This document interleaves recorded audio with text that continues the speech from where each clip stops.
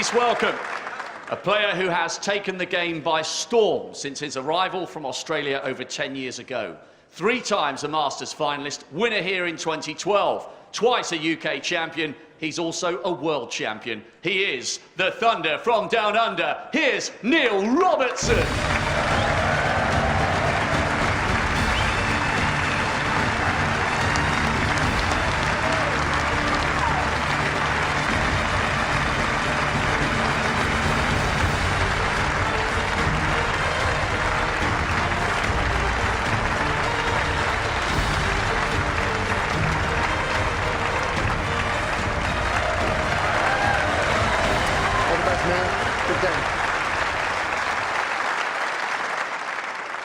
And his opponent, a player who won the first of his 6 Masters titles as a teenager in 1995. He has been entertaining snooker crowds here and around the world for more than 2 decades. 5 times a world champion, the defending Masters champion, the Rocket, Ronnie O'Sullivan.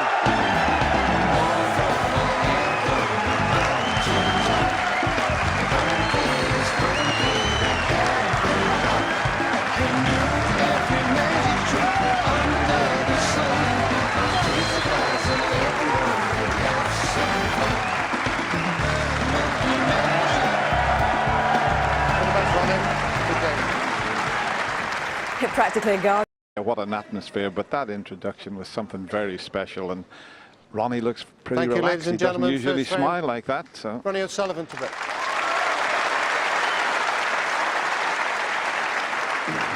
Ronnie, who did win the toss, and he will get this quarter-final match underway.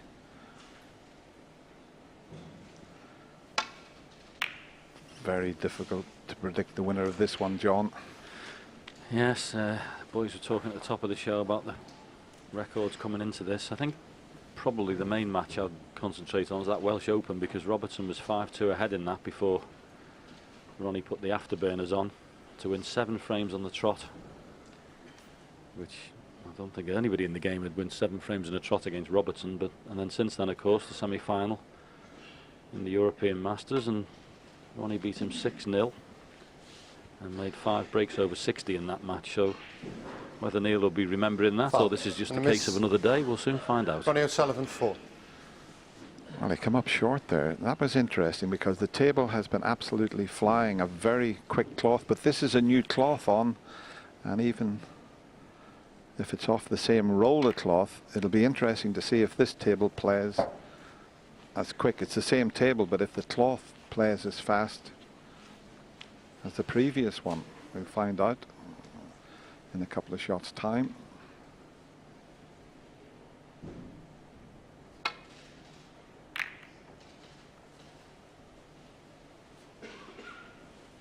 Good safety there from Neil.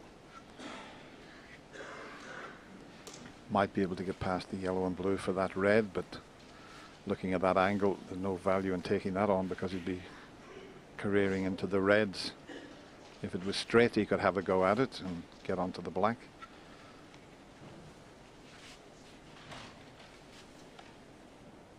Well, apparently I've just found out that just the cushion cloths have been changed. So the bed of the table will play it the way it has been.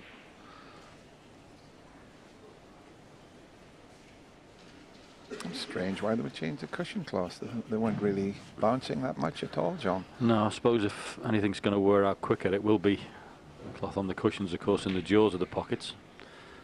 That's probably why that's been done. But anyway, the best safety from Ronnie there. Caught the bump on the middle pocket.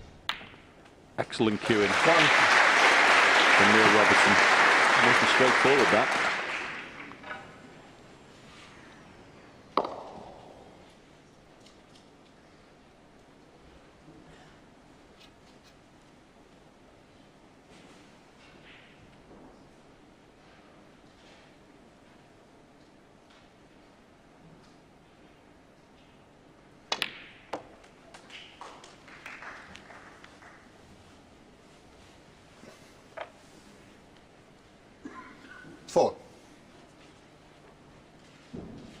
I didn't see much of Neil's match with Ali Carter. I was on in the afternoon, but apparently He played very well.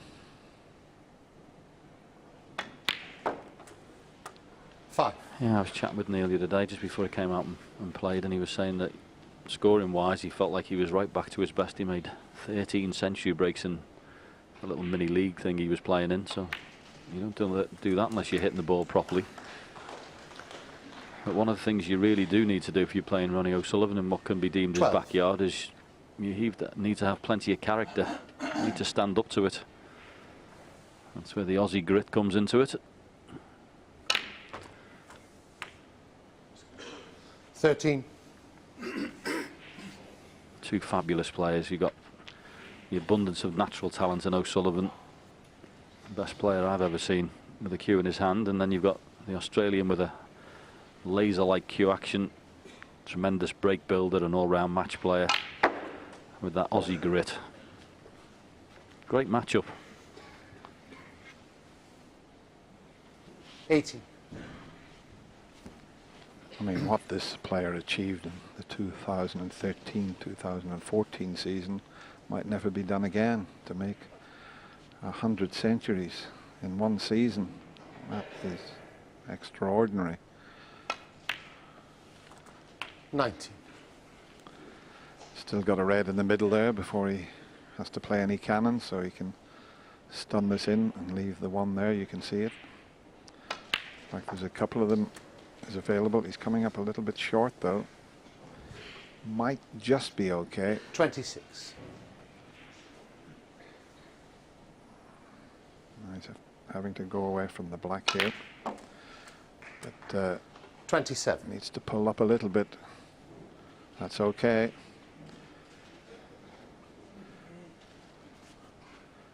And he could play a little cannon into the 5 reds there,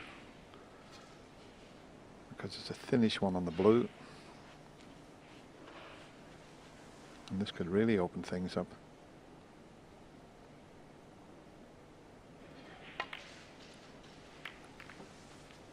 He went delicately into the reds. 32.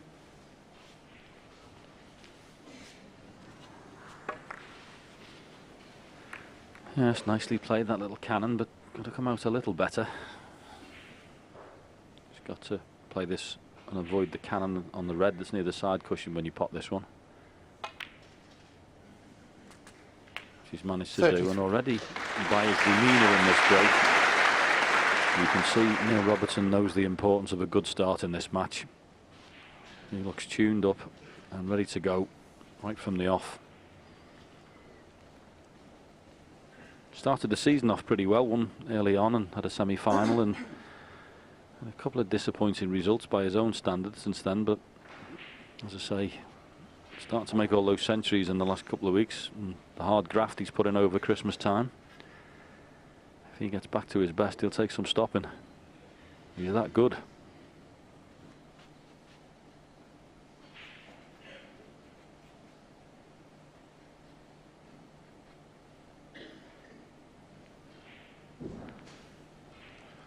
Yeah, I was surprised that he dropped down to number 7 in the world. He certainly, as Stephen Hendry said, should be in the top 3, you would think. But that's how tough the game is these days, and you can quite easily slip down the rankings a little bit if you have a bit of a lean spell. Yeah, he's just taking a bit of time with this one, because it's not, you can see there, just over a minute, but he's just got to try and get the next positional shot right, because the red he was looking at, he's just got to try and, if he can get straight on this, it'll be absolutely perfect. He doesn't really want to be playing any cannons. How's he come? Well, that's 38. not straight, so just wondering what he's going to do here. This is not straightforward. He might, yeah, I'm surprised he came up off the shot there.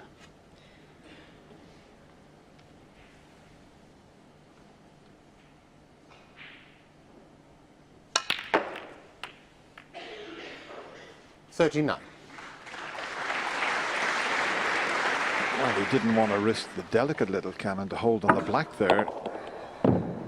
Just forced it in, hoping to drop nicely on pink or blue, but it's not absolutely perfect. He's got to avoid the bulk colors and get back up in to the scoring end of the table.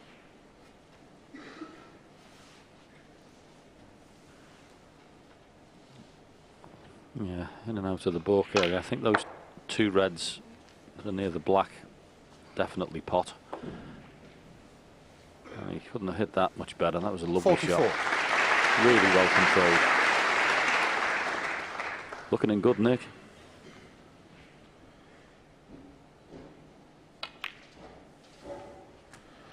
Yeah, he got round on those two reds with the aid of a little flick on the brown here, as you can see. But you can expect this from these two players. I think if the other makes a mistake, the way they're playing, 51. every chance they'll finish the frame off. Yes, but how important is it, Dennis, to stick your marker down in a match? You know, you many a time in commentary say about Steve Davis used to be brilliant winning the opening frame. It's very important just to let your opponent know you're here to play and you're at your best. And this is what Neil Robertson's doing. This is hugely 58. impressive.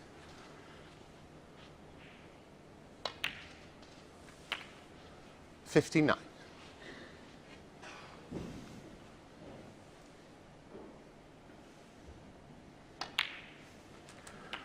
Be very difficult to start with a century break, but he's almost over the winning line 66. already in this opening frame. 67. Have to wait for the next frame now, because Ronnie does need a snooker regardless of what happens. He's got a chance to move either of the little sets of two reds there. Have to play a double if he's going to have a chance of a century. Back 74. double, but the frame is well and truly in the bag. Just checking that, looking at the scoreboard. So you might as well have a go at the double.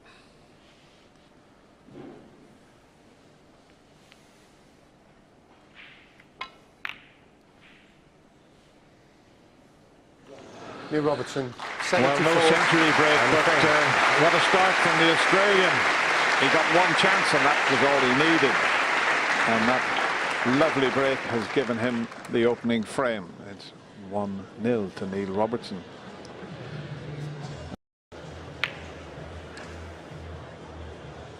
Just doubled the red. Well, he was a bit unlucky to catch the jaw and leave the red over the corner. It wasn't right over the corner. It was a good opening pot, John. This was, we mentioned how good his cue action is. This is right through it. It's a lot more difficult than it looks on the screen, but beautifully struck. And as you say, the rest is history. Thank you, ladies and gentlemen. Second frame. Neil Robertson to break.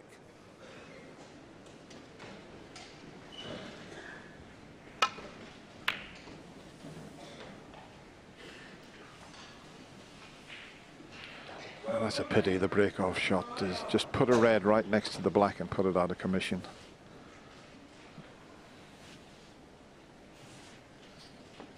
Neither player would have liked to have seen that. It just means that Ronnie can't take this red on to the left corner because there's no colour available.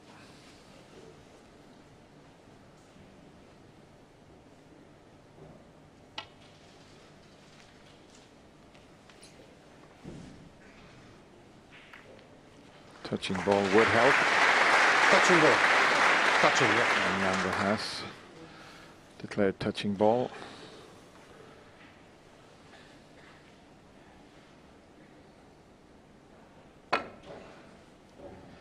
Can you believe it, John? It's 25 years since Jan Verhaas came on the scene as a referee.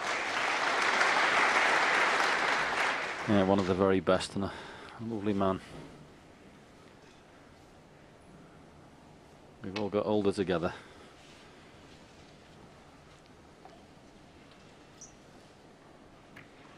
Could be touching again. Touching ball. And it is.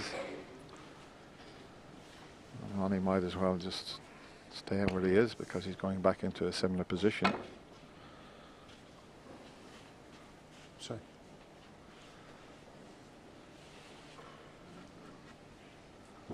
This time Ronnie can play back down the table. You can see the edge of the pack there.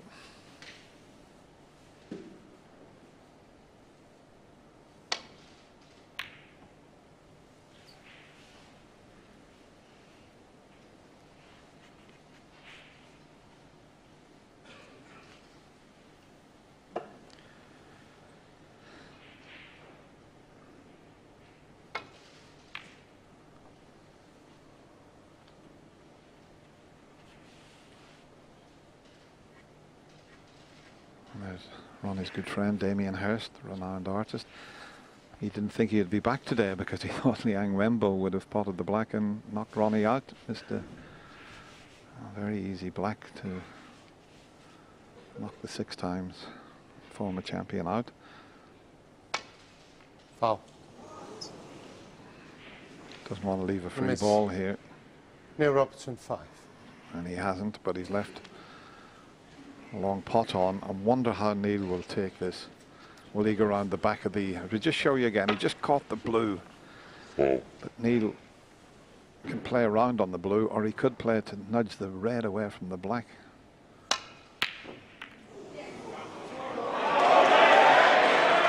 Well, it was the first time in a while I've seen him cue across the ball there. Usually a feature of Neil's cue action that it goes straight through. But definitely hit across that one.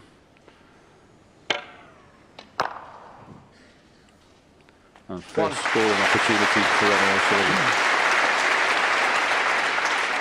Not a great chance, obviously, but he usually manages to find a way around these things.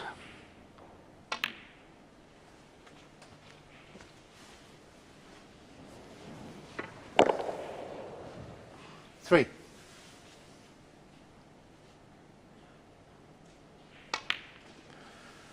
Yeah, this 4. could develop the pink and reds because the black's tied up at the moment also. So how hard will he hit this?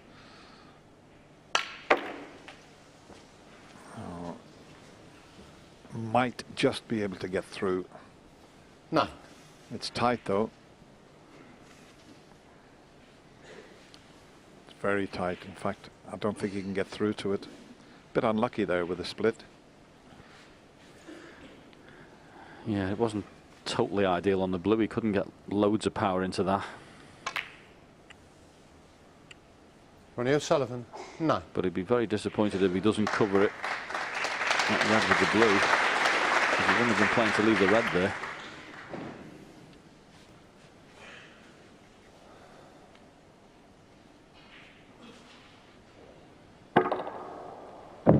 Just caught the pink half ball. Full ball contact would have been better, but he was still a bit unlucky there.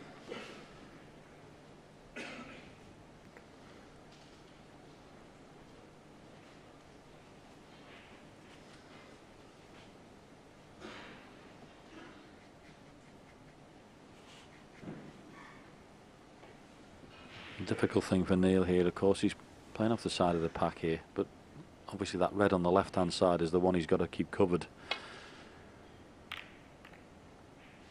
So a cue ball virtually in the same place he played from should be ideal.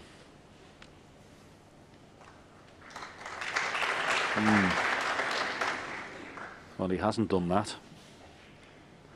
And if Ronnie can pot this red and manage to get the cue ball out, then it's a chance.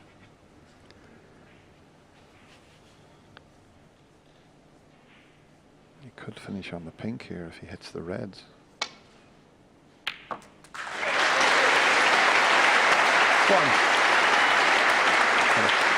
Quick glance at the pink, can't get through to that, but the main part of that shot was potting the red. It's a medium length blue, normally very reliable with this type of shot, but he hasn't had much table time.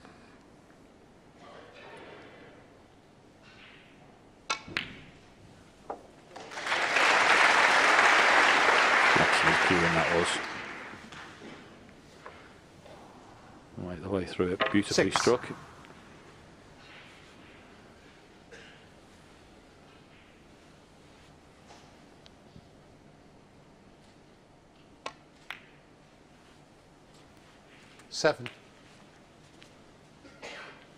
It's not a brilliant chance, this, the way the balls are positioned. Obviously the black is out of commission and pink's going to get tied up back on its spot, it looks like.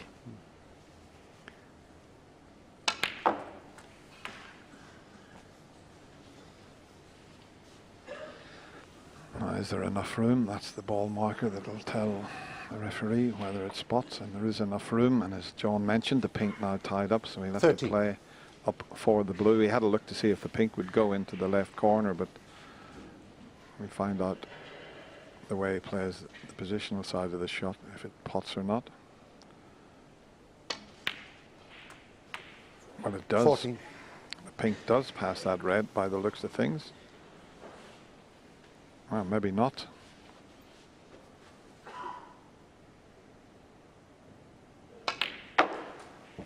Otherwise he would have played it. He did look at it, so Ronnie would have known whether the pink would go, but once this red's removed, it could develop it. No, no way that pink would go there.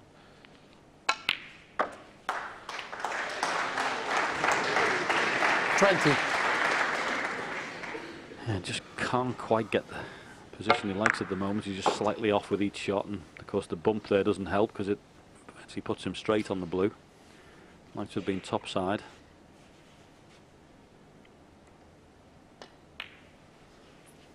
So another good medium range pot to screw back and back for the blue again. Oh, 25. This is tough. The white might go close to the left middle pocket. He'll have to be careful here. No. Hit it lovely. 26. Yes, Dennis hit it beautifully. Really well struck. And the best thing there is the position. You'll see the 3 reds below the pink, 2 of the bottom ones definitely pot now. So he's got an area to play in there. Straight away, that's where he is. 30.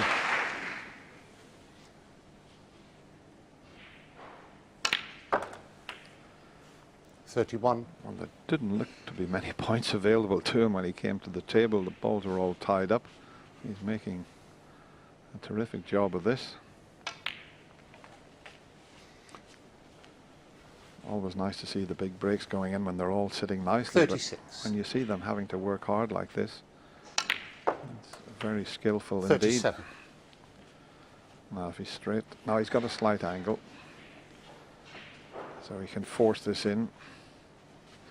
Yeah, and I think both the reds might pot, one next to the pink and the one below it may do so. Hasn't he taken these well? I mean, the table when he first came to it 42 wasn't brilliant, but so far this has been superb. 43. Both players in good nick, Dennis. And that's what everybody wanted, this packed house at the Alexander Palace and everyone watching at home. We just wanted to see both these players playing well, and it looks as if we're going to see that.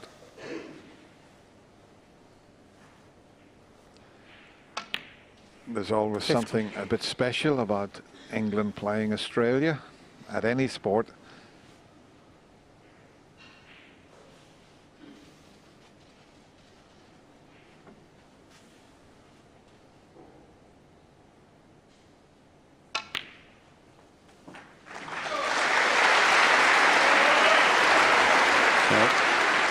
So 56. 59 on, lead is 60, so just make sure of this red.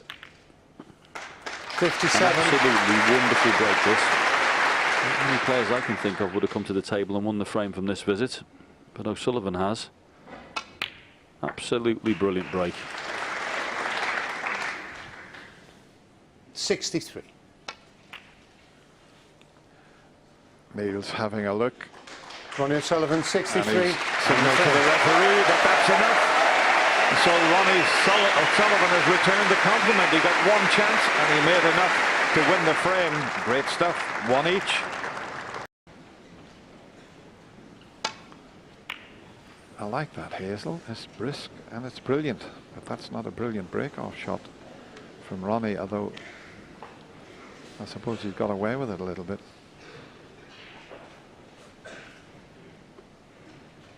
Mishit that completely, went down the wrong side of the blue, so just hit it far too thin. You don't see this very often.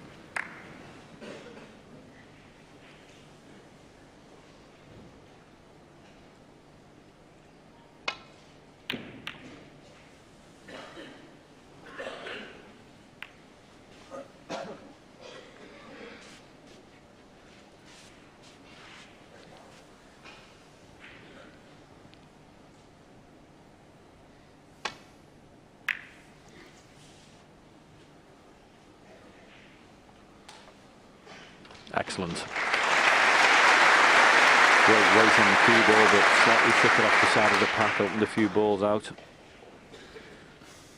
Quite an attacking safety that was.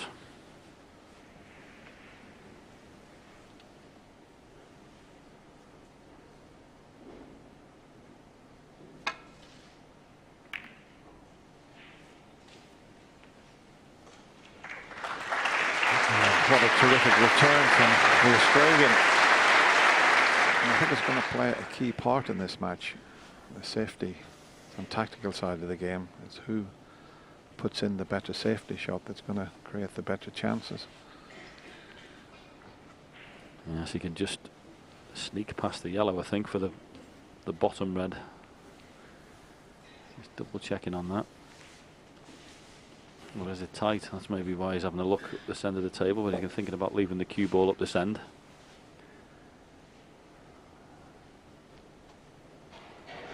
Well, if he's taking this amount of time about it, it's obviously some degree of difficulty.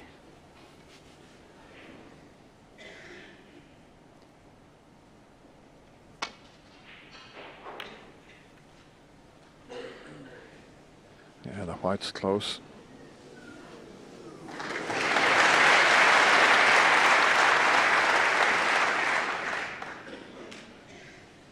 Some very good safety shots from both players here, John. About to say, Dennis, last three shots all absolutely top class.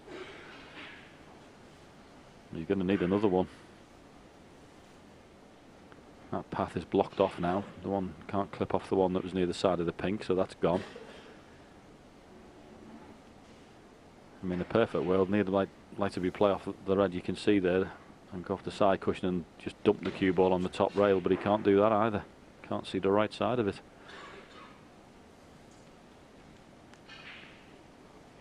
Problem, this.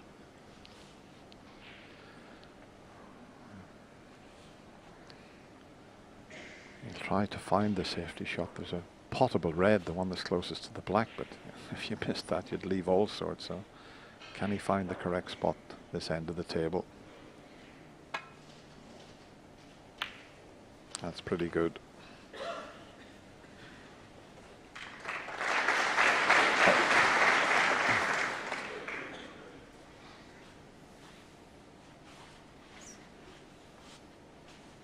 Yeah, sometimes you're just in that much trouble that you have to play what they call a containing shot and just stand for it.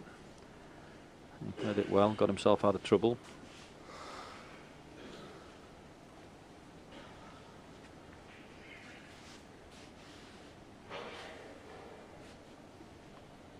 He's got to get this right. He wants to cover the one that's near the left corner pocket, and he's judged that to perfection.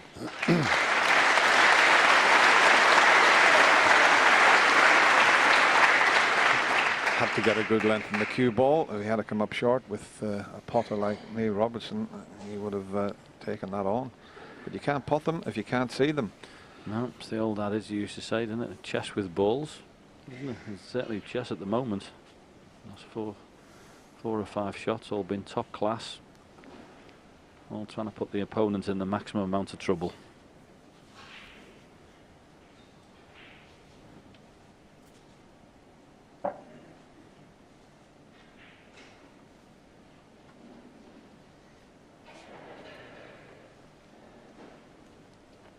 Yeah, and I think there's an awful lot of people that watch snooker that like to see this type of game, as well as seeing the frame-winning breaks going in.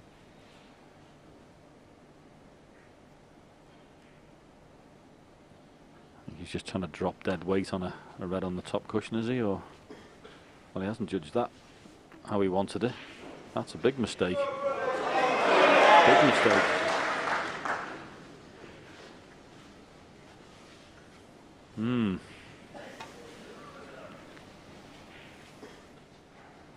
Not very close at all to what he was doing.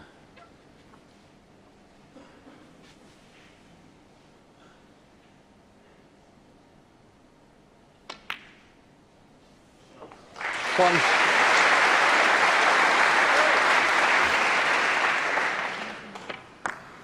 Good opening red, but pink and black tied up. But after the break we've seen in the previous frame, That break of 63 from nowhere, absolutely nothing on. In a few shots time, he may have that pink and black in play.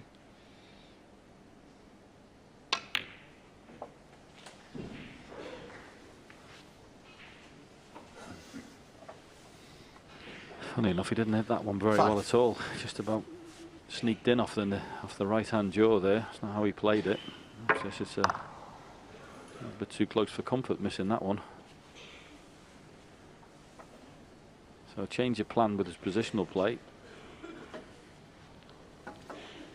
He's got to find the gap to get round for the blue here.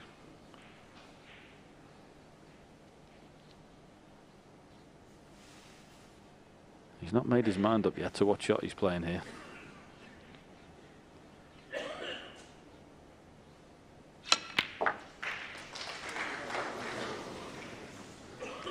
He'll be very disappointed with this contribution here. Had a table at his mercy after the first red that he knocked in. Usually manages to sort it out, Dennis, doesn't he? I think it's a little bit of a bonus that he can just get through to the blue, otherwise he was in a bit of a hole there. Blue ball.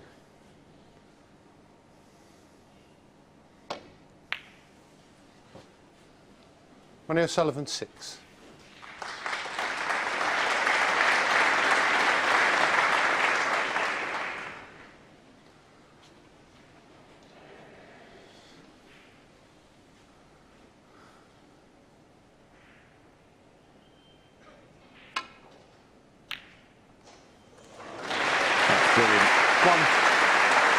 Yes, it was a shot for nothing, but once again cued beautifully, and where the cue ball's finished might be ideal.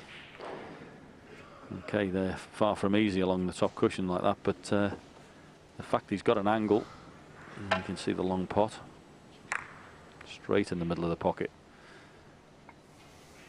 Can he force an angle out from the green up the table? And the scoring opportunity is yours.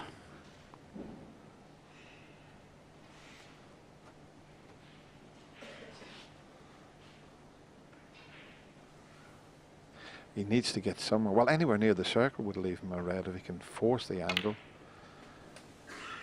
He's okay, he's coming on past it. There's another couple of reds available, I think. Yeah, it was even better than I thought, Dennis. It wasn't even a shot he had to force it. It was a perfect angle where he finished.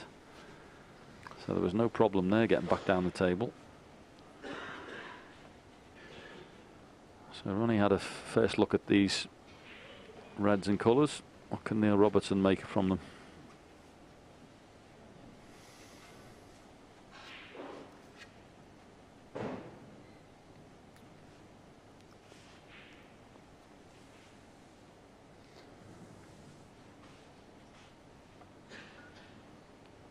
See if he screws back off that one that's almost straight. He could catch the other red and go completely out of position.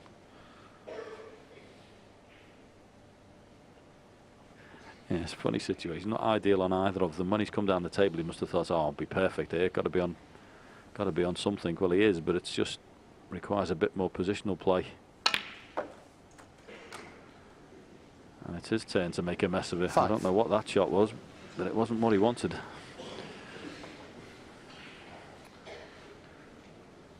So both players making a positional howler.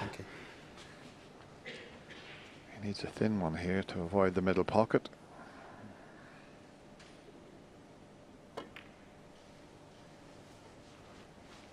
Neil Robertson 5. That has opened the game up substantially now that the pink and black are in play.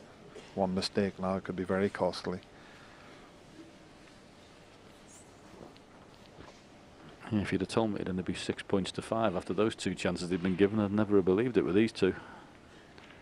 So that's a very rare occurrence for both players to make a mess positionally.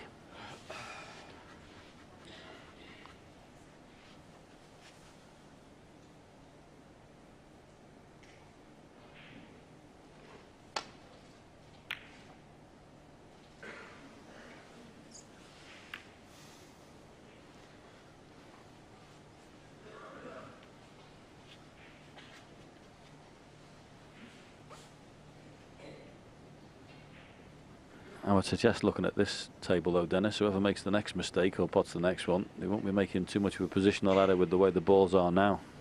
These are spread absolutely beautifully. So a big break will be in the offing if you can get the chance.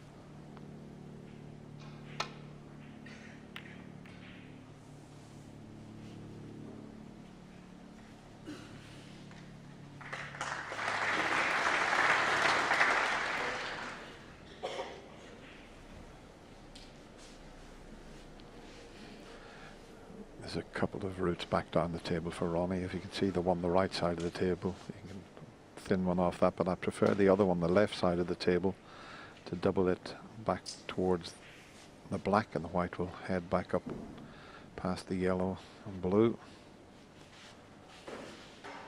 Just depends how he feels. So he's going for the thin one, the right side of the table.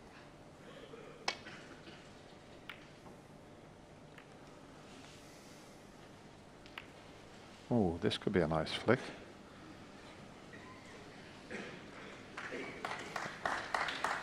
Yeah, he's extremely adept at that shot, Ronnie, the thin clip. Watch him when he practices. He does quite a bit of that as a routine where he plays those shots, just to get the very edge.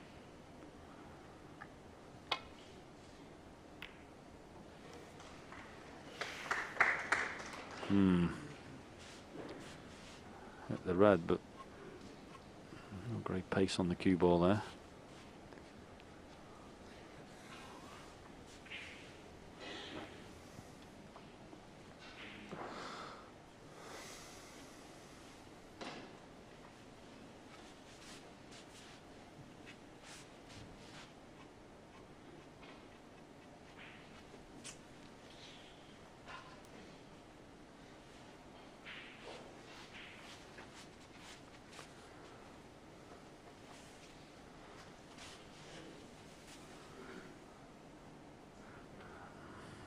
Don't think he'll play the pot on this. No. It was a very thin clip and he didn't fancy playing the pot there, Ronnie, so I agree with Stephen Hendry what he said in the studio.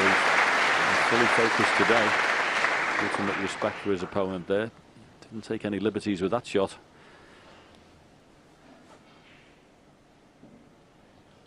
It's amazing. The first frame lasted just over 10 minutes. The second frame just over 11 minutes. We're coming up to nearly 14 minutes and there's still plenty of reds left on the table. It's just the nature of how this frame has panned out. But it's still very entertaining to watch, to see who is going to make the first mistake in this safety exchange.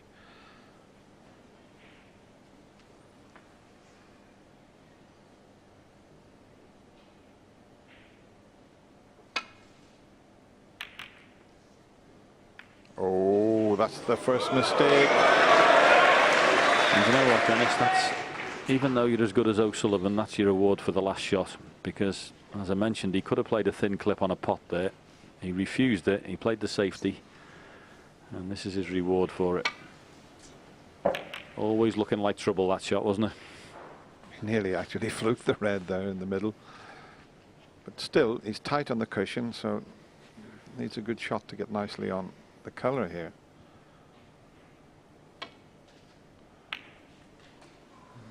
One. And the only thing with potting the black, it looks as if it may tie the black up, but the pink's in the open.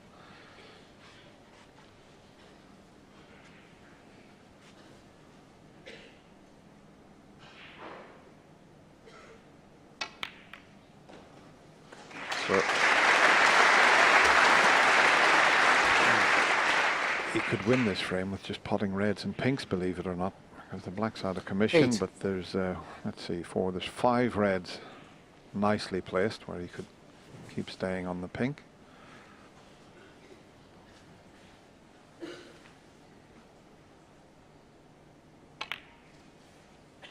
Nine.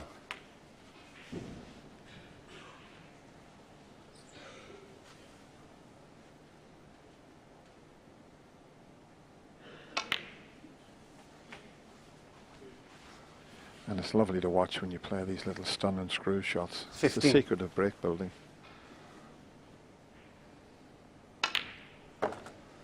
60.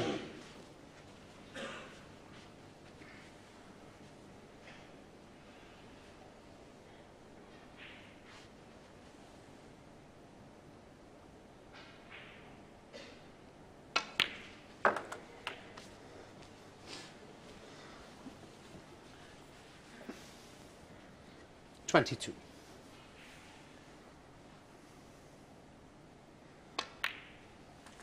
$23. It's going back to that situation, how he got the opportunity. Okay, we wax lyrical about how good Ronnie is in amongst the balls and his break building, but that safety exchange from the both players, it was Ronnie who forced that mistake from Neil, and it was safety of the highest quality. 29. I love to see him play when he's fully focused, I really do. It's not great to play against with any other chair, but 30. when you watch him and he's in there and he's fully focused on what he's doing and the concentration levels are there and he wants to win the match, he's very special to watch.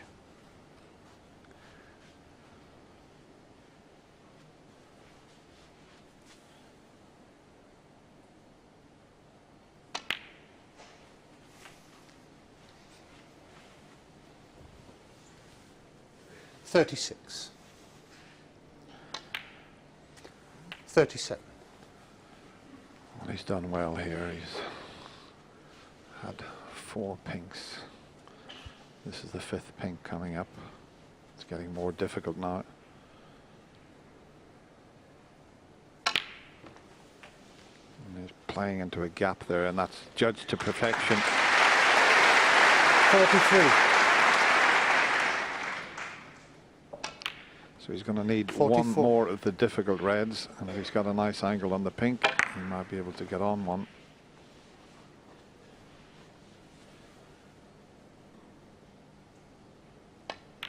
Just the one more that's available, and that's all he'll need. 50. 51 ahead. That's 52 ahead with 51 remaining. Fascinating frame. Loved the tactical play from both players. Now once again though, an absolutely wonderful break. I mean, in frame 2 the 63 was wonderfully constructed. This is the pink. Ronnie O'Sullivan, 51.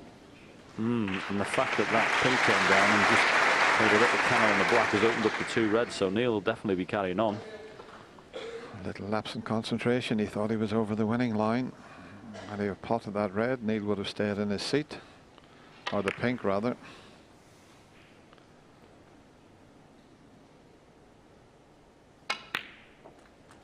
It's so easy to do that. You think you've won the frame and you just have a little lapse in concentration.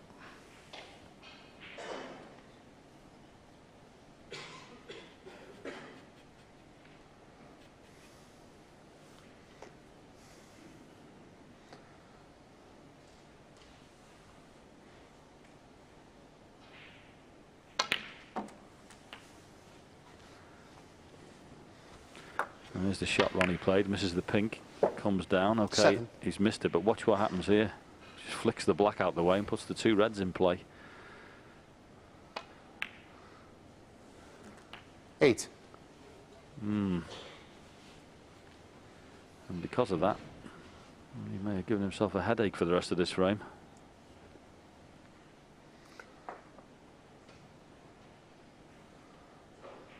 Well, you can see where he wants to put the cue ball so that he can send the red around the angles towards the green and get the snooker in behind the black when it comes back onto its spot.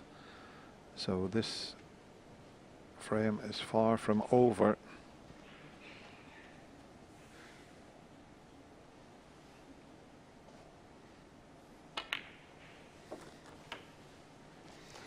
And I know it's the best of 11 and we're only in frame 3, but this could prove 15. to be quite a turning point, this frame, John. Yeah, as ever, we always say it in the game, Dennis, it's not always winning the frames you should win, it's nicking ones you shouldn't. And if Neil Robertson could win this frame against what's happened in the frame, a brilliant 51 from O'Sullivan, if he can win this game and nick it, what a boost of confidence that would be. Oh, Neil, that's a shocker. Neil Robertson, 15. I can't believe that. That is not like him at all. it's what you call quitting on the shot. He never delivered the cue through. I mean, he was hoping to be in behind the black and send the red away up towards the green. He walked away in disgust.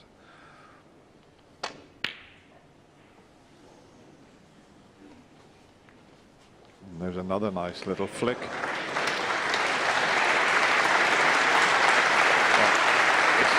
He's getting a round of applause. He missed the pot by a mile there.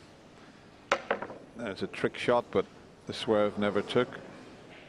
Foul. Ronnie O'Sullivan, 4.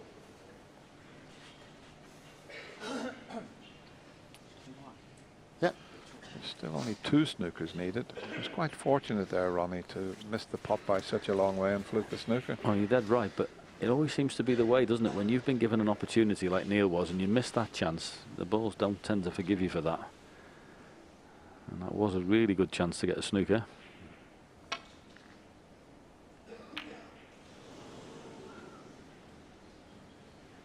There's another one.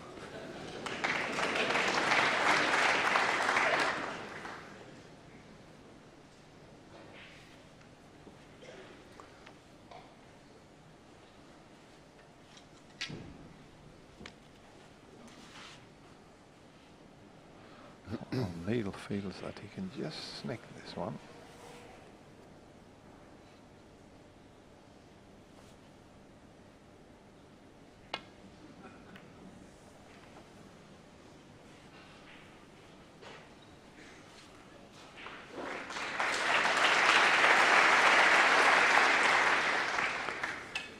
Yes, excellent shot, Ron. He's just got to play a little swerve here.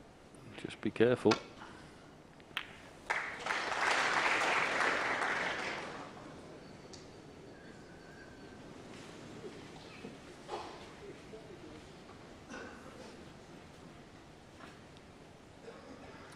Just got to make sure you get the swerve on. Coming on late, you can see it just as it got past the pink, it turned there. So Neil's decided he's going to knock the red in and the black and take his chances with just the colours on the table. And the brown's not very good, is it?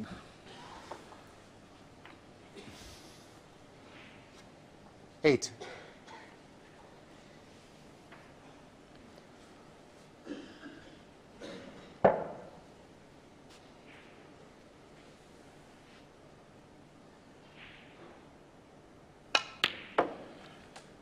Looking at the scoreboard, even if he was to pop 10. the green and the brown, he would still need 2 snookers. Sometimes if you get to the blue, you might only need the 1 snooker. That's not the case here.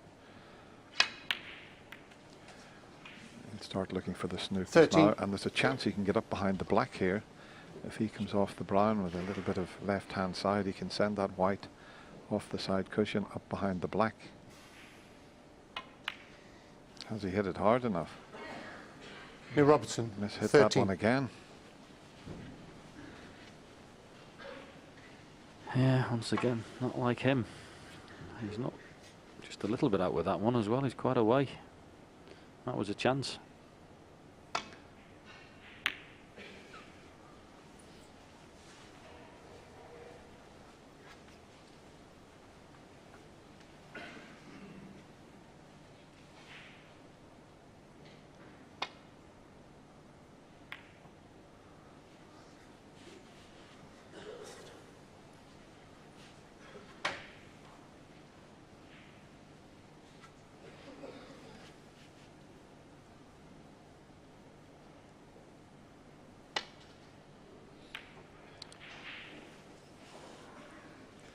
You see, if he could get a chance to pot the brown and blue, he might take it, because then he could tie with 1 snooker.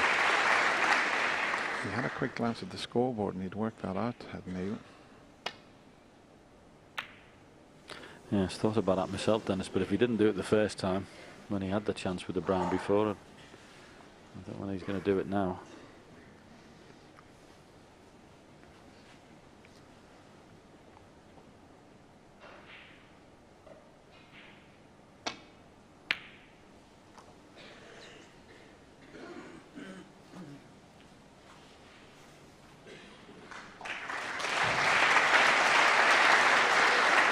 Excellent shot from Ronnie.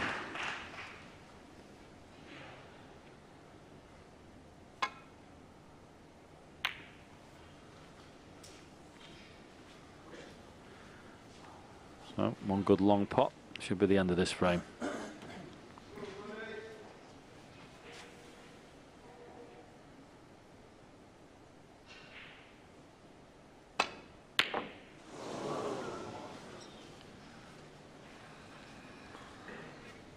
I think Ronnie, he's probably thinking to himself, what am I doing here? This frame should have been over about 7 minutes ago.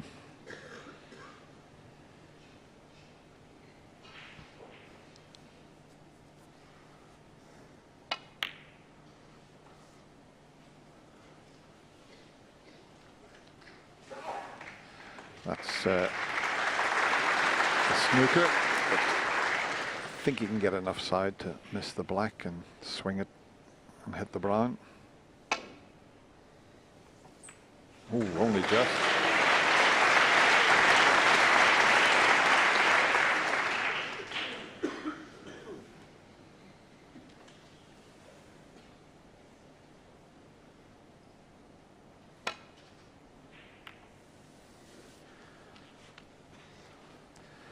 Yeah, I mean, Ronnie, he thought he'd won the frame and normally wouldn't miss this type of shot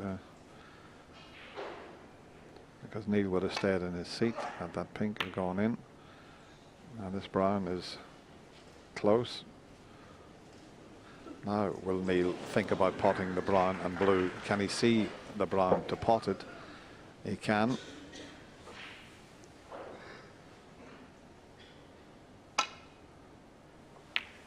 Yeah, I mean it's a possibility, Four. but you know what it's like, Dennis, isn't it? If you can virtually guarantee you're going to get the snooker off the pink and black, you generally get one good shot at it, don't you? And if you don't get it the first time, certainly the standard we're playing at, most of the players are pretty adept at keeping the pink away from the black and making it more difficult. So, you know, putting your eggs in one basket. Neil Robertson 4. He played to pot the blue and missed it. I think he was just thinking about where he was leaving the cue ball to give himself a chance of the snooker. So can Ronnie finish the frame off?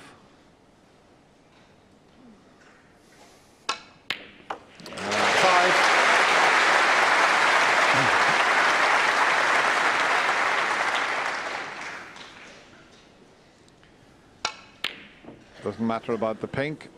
We won't see many frames last as long as this one, coming up to 29 minutes. Some brilliant tactical play at the beginning of that frame, but Ronnie made that superb break of 51, and that paved the way for him to lead 2 frames to 1. So naturally, and people take it for granted now, and even when he does it, there's no ripple of applause anymore because they think, oh well, it's just Ronnie O'Sullivan, you know. Back we go. This is the last before the interval. Pretty good length with the break-off shot, but Ronnie may attempt a long red into the left corner. It's the only one he would leave, and he'd be on the black. I've seen Barry Hawkins knock 2 or 3 of these in at the start of his match. Yeah, when he beat Sean Murphy last evening, 6 frames to 1. That was a surprise to everyone. Not a surprise to Barry though, although Sean had beaten him 8 out of the 9 times they played. Dead straight the red.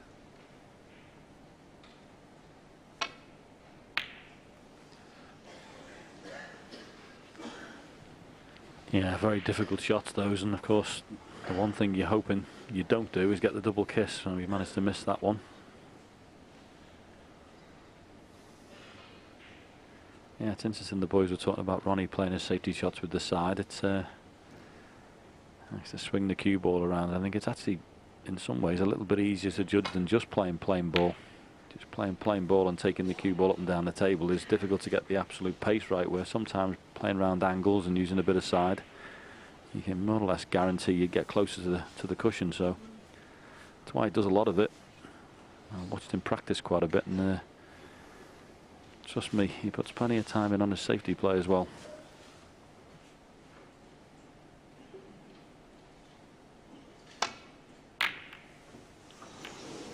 Well, he's got away with that. He made a complete mess. He's confused. Well, you see him egging himself on there. He said, come on. I mean, he just hit that far too thick. But this will cut back.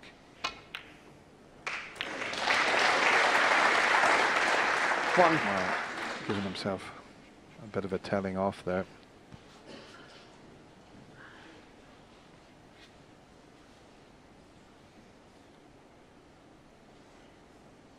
And the funny thing is, we were talking about him using the side there. That's the one downside of it. Sometimes you just push the cue ball in a little thicker, and that's what happened there.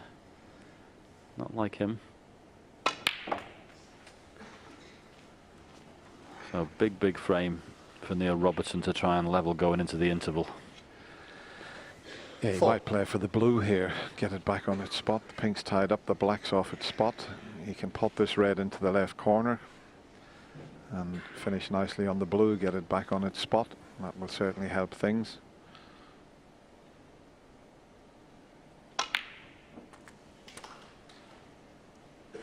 Five. And if he's got a good enough angle, he could even play into the pink and reds. Although having said that, it wouldn't be a bad idea to play for the red that's near the black spot. So it's just how he's feeling, but he seems to have enough angle to do what he wants with this.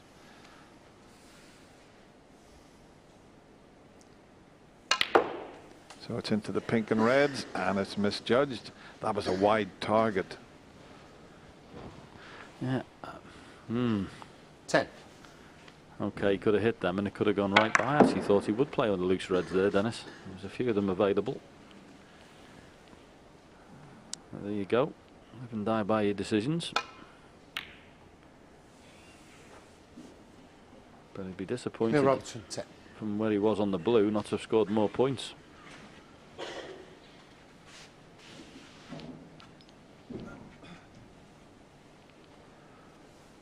Well, it showed you when Ronnie went back to his seat how annoyed he was. He was expecting Neil to make a few more, so he hasn't been punished.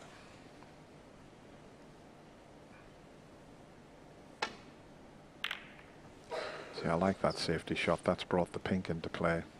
Okay, he didn't want to cannon the green, but that's opened the game up. Not his best though, and he might be in a bit of trouble here if Neil Robertson can get behind the green. That's what he's trying for. But his safety's just a little bit off today. It doesn't take much. I was good at the start of the other frame, I know, but just certainly when he's been laying snookers or today and attempted, he's just been a little bit off with his pace. Not massively so, but just enough to be magnified in this company.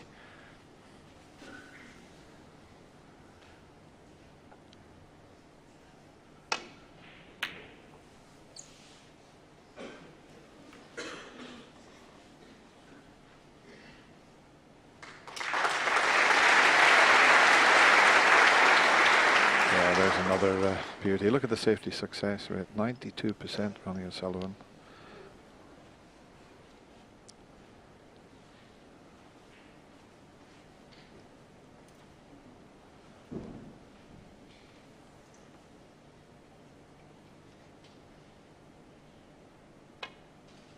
He's got to get this right. And he has.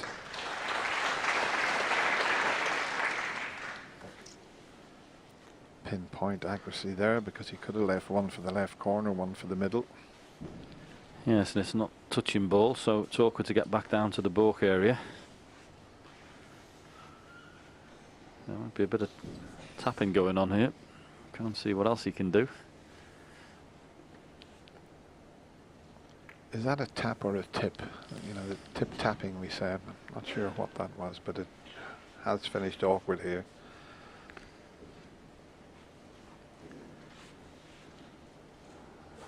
It's one of those situations where you can't really play off a red to get back down.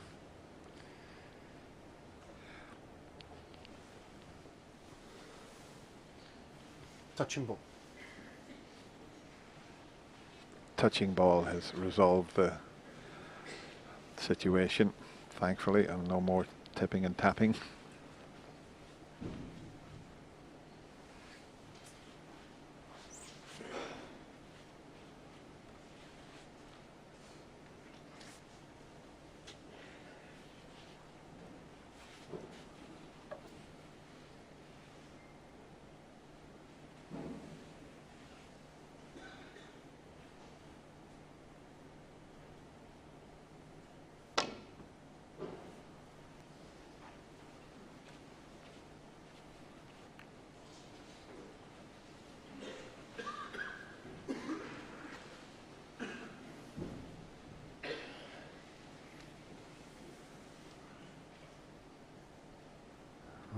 This is usually his forte. But goodness me, it's a long way off. I don't think I've seen him miss one by that far before. Thank you.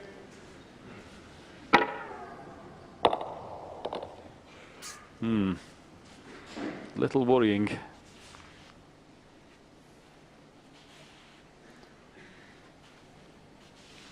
Well, it's not an easy starter for Ronnie. Pot's not so difficult, the position's more difficult. 1. Yeah, that was a better shot than it looked, wasn't it? To have to screw that with check side. So still needs another good positional shot. See the way it comes off the second cushion here. Watch it straighten up. Keep it away from the reds.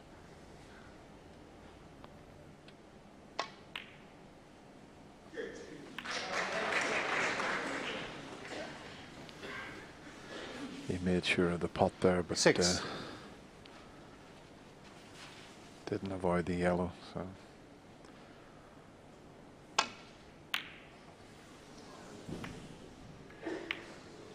Where Ronnie is the yellow? O'Sullivan. Has he potted the yellow? 6. Almost.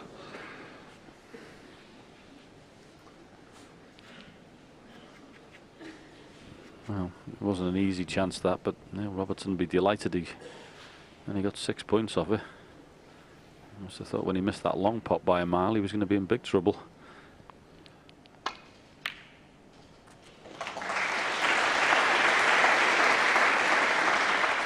One.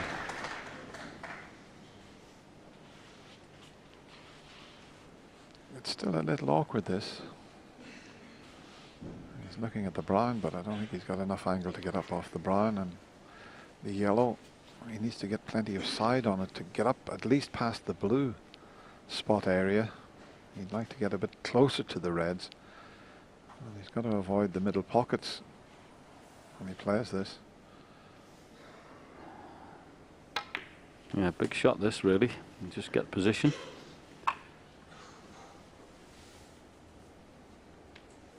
He is on 1, 3. but can he get any position off this red that he's landed on? Pretty tight to the cushion. No good, that one.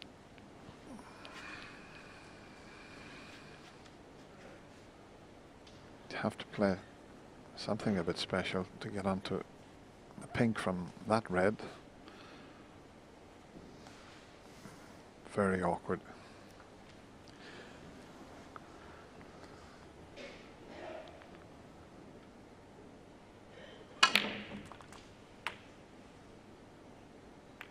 I'll tell you what an effort that is. I mean, that is as good a positional shot as you'll ever see. Loads of topspin there.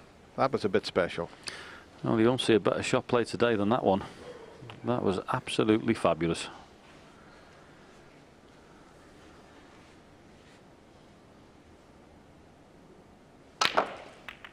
Yeah, played that just to try and clear the black spot. Unfortunately for him, the red is still covering it.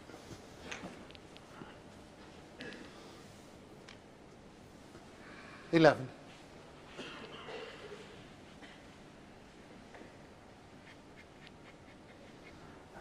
Truly brilliant shot that was. He might need another one here, looking at this. Has he got a bit of angle to work with here? Just a slight angle. Yes, in a perfect world, he'd like to get half ball off the blue and come down and split the pack up with the black. But he's just the wrong side there. You can see taking him away towards the balk area.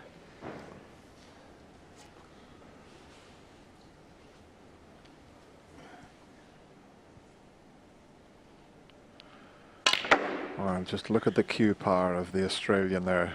Loads of top spin and left hand side, but he's going to finish a bit close to the cushion. That could 17. be the end of break. And there you can see all covering each other. In fact, the way they've finished, it's very awkward to get a good safety shot in.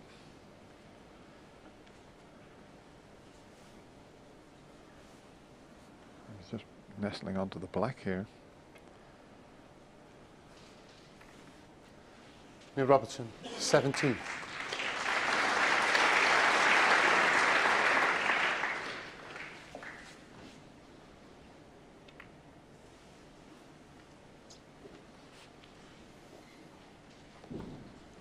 Yeah, the last two frames, the balls have just gone a little awkward. That's why the previous frame lasted just over 29 minutes. I mean, the first frame was just over 10 minutes, second just over 11, but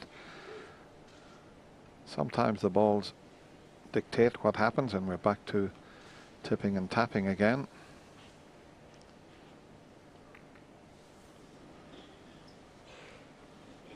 I'll tell you what, that was nearly a little bit too hard. But his heart was in his mouth for a second there. Yeah, nothing you can do when it's like this. Either player can get the cue ball back into the baulk area.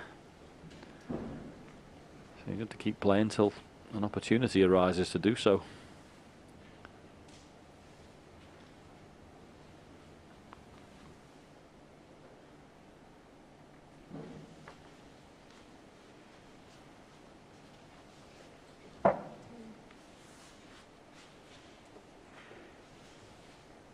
He thinks he can screw down off this with some side and get it back into the baulk area.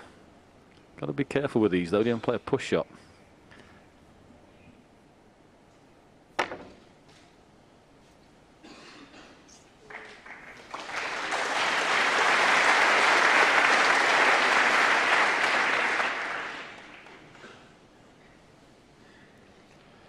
Yeah, push shot is where the tip of the cue ball and the object ball are all in contact at the same time.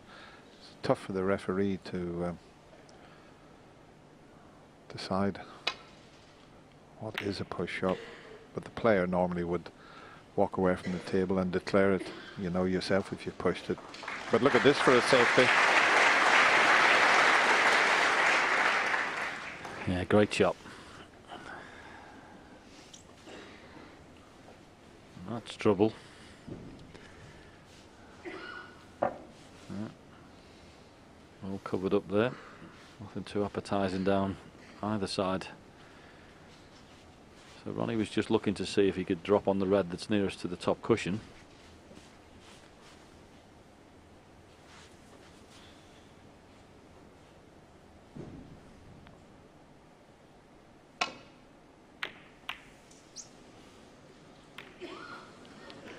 Tried something a bit special there to try and hit cushion first and swing the cue around the angles, but it was very, very difficult. I was just looking to see if the black goes into the pocket that he's going to take the red here. Not sure if it's available. It would be a big advantage if the black goes. 1. And he's the wrong side of the blue. So maybe the black is just that little bit too tight.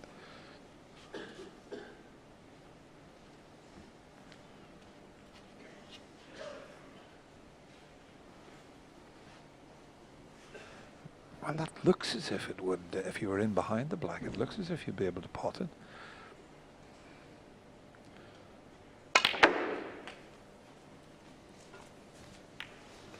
We might have to see a Neil Robertson special here. We talk about cue power.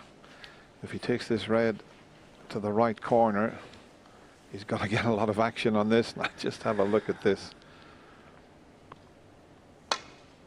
No, he had an angle, so he didn't have to screw it back. He's just scrapping for position at the minute, Neil Robertson. He can't quite get them how he wants them. He's slightly wrong all the time. Having to play the cue ball around the table all the time and not how he wants them, so it is a hard work break at the moment.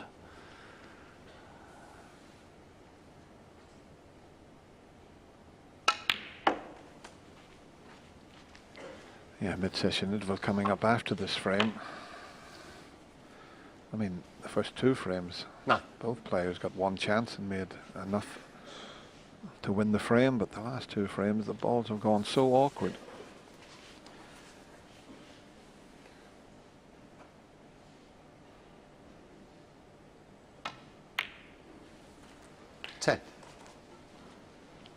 And this is the key shot for the frame.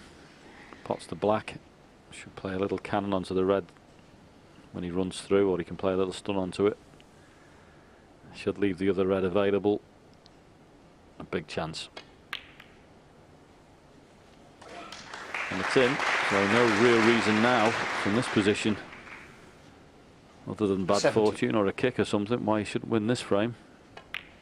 These are really good for Neil Robertson. 18.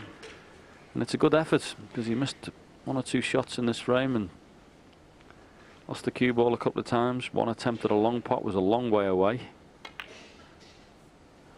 But if he can get out at the interval 2-2, he'll be delighted. 25. 26.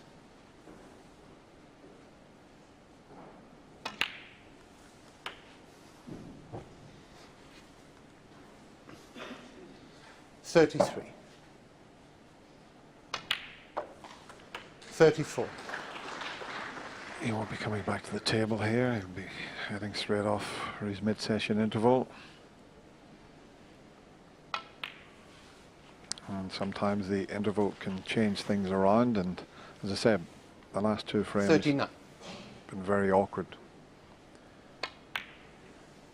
40. And I suppose 2-2 is a pretty fair reflection, JP. Yeah, I would think so. As you say, just because it's awkward frames don't mean they're not important, does it, Dennis? They're all the same. They all count for 1. 47.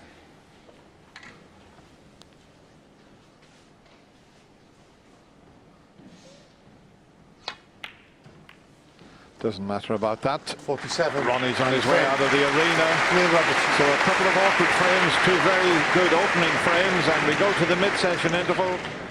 2 frames each.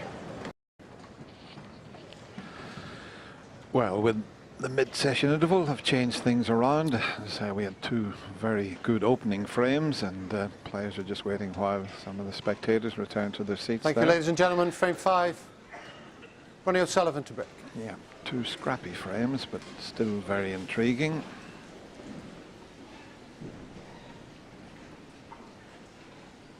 I'm talking about intriguing. It's always that to listen to Barry Hearn talking. And great to see that Stephen Hendry's going to be playing in the seniors, John. We're going to be there, and I'll tell you what, I'd love to see Stephen Hendry back at the Crucible Theatre. Yes, should be a good tournament, that, and more than anything, should be a bit of fun. That's what it should be about. We've all been competitive all our lives, but nothing wrong with playing something with a bit of fun involved. I'm sure it will be.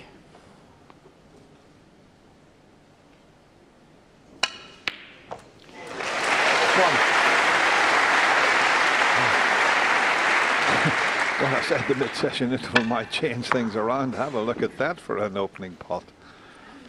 Yes, that was normal service resumed with the Neil Robertson cue action. John, do you think he could drop on the red next to the black? Wouldn't that be something that would open things up? And he might have an angle on the brown to play up onto that. Yeah, it just depends on what angle he has on the brown, as you say, which shot he decides to play. I mean, it's a natural angle to split the pack, but I'm sure he won't play that. With a loose red there. That's pretty good. He's got on that red, and 5. this opens the black up. He'll play up for the blue this time.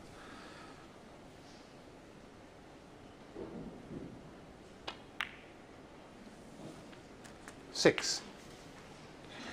Still a few reds available, but if he wants to, he'll go into the pink. It's the sort of shot that Ronnie would play himself, but other players tend to do it slightly different. It just depends how he feels. As I say, he has a couple of loose reds, but he might go straight into the pink. No, he's going to play for the loose ones. The one at the back of the pack, if he gets on that in a few shots time, John, 11. then he can open the reds.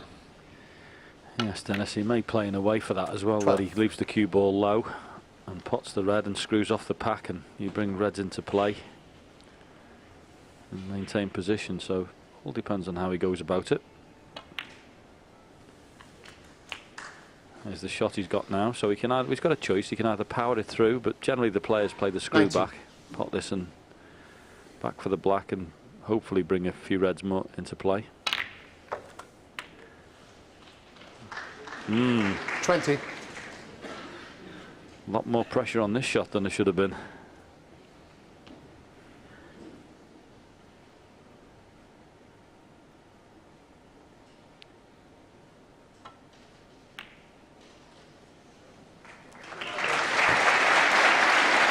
Excellent.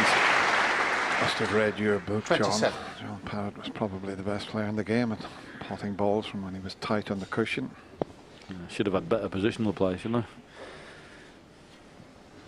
You can only just see the top of the ball. I was thinking about that first session. I think if I was 28. with the two players going into a 2-2, I'd have been slightly happier if it would have been Neil Robertson. Obviously, he was 2-1 down in this match, so it goes without saying just to level it is great. But I just think on the balance of play and everything, I think Ronnie was slightly better than him in the opening session. But 35. what you've done with O'Sullivan is establish yourself in the match, that you haven't let him run away and you've kept the crowd fairly quiet. 36. So 2-2 at the interval for Neil would have been a pretty decent score. And he's starting this frame like he started the match.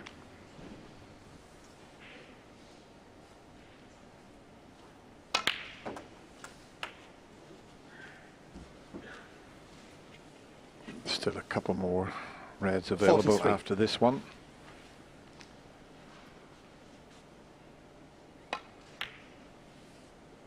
$44. One just to the left on the back of that little bunch of reds is also potable. That's the one that he's dropping on. And then 51. he might leave himself on the black to cannon into the reds, because he's not that many pots away from securing the frame with one visit. A visit that started with a Neil Robertson special.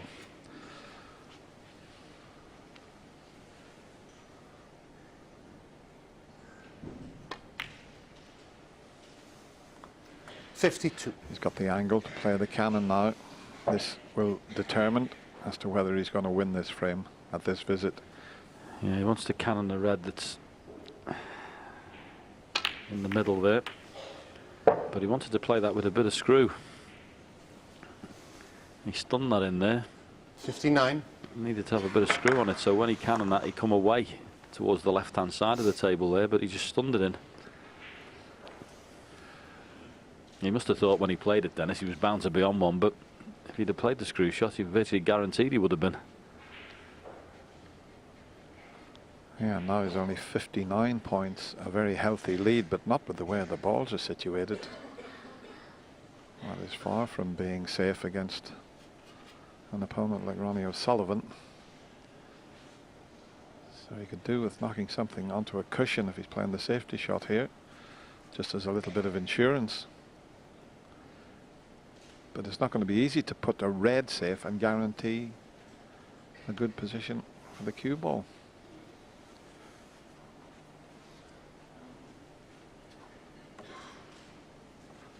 I mean, he could possibly take a pot on, but he's going to need a bit of help. He's going to need the swan neck, I think he's asking for. We've got 3 types of spider under the table there. This one, yeah? That's the extended spider. There you go.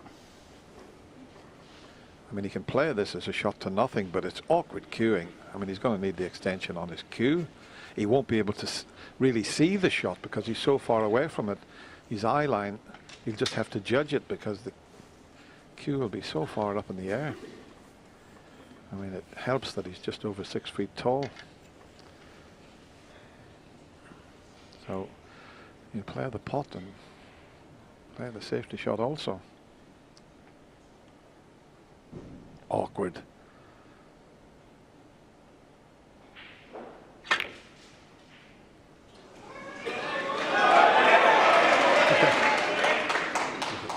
Yes, very difficult that shot. 59. Certainly striking down as well, and also trying to get some safety with it. It's one of those shots, that Dennis, where if you play all out for the pot, you've got a better chance, haven't you? If you try and get a 2-in-1 shot, sometimes you don't get either. You don't get the safety and you don't get the pot. So can Ronnie make a counter punch? There's the first part. 1. And after all the hard work at the start of that frame from Neil Robertson, will he have set the frame up for Ronnie O'Sullivan to come and steal it? The way these reds are, Dennis, they're lovely, aren't they? 8. Couldn't be better, John. Even the one next to the pink will be available, because as he pots the red, they're clearing the path for another. Bit straight on the black, but that doesn't matter. No problem. A little bit of reverse side here. What's the white? Just spin off the cushion to the right. Oh, hang on. What has he played there? 16. Well, I was going to say it was a careless shot, the one before. I know for a player of his ability, a straight shot with a little bit of side shouldn't be a problem, but he shouldn't have been straight. But listen, he's got such a margin for error here and just over hit that. It's a lively cloth, but that was very poor. Now, can he cut this one in? I mean, what a shot this would be.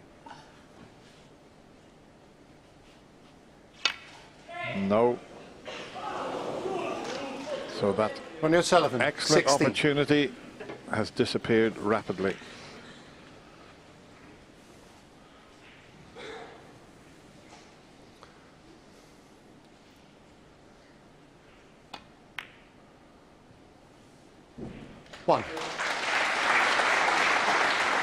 I bet you Neil Robertson can't contain his excitement. He's back at the table. He must have thought the frame was going. Ball's all in the open. The way Ronnie had been hitting it this afternoon, when he'd had chances, he'd been cueing beautifully.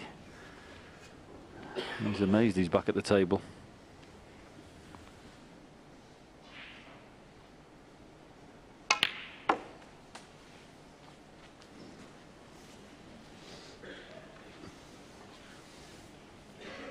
Be very interesting to see how that affects Ronnie O'Sullivan.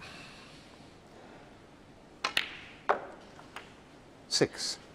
Because he's looked very focused this afternoon, but inside he will be seething at what he's just done.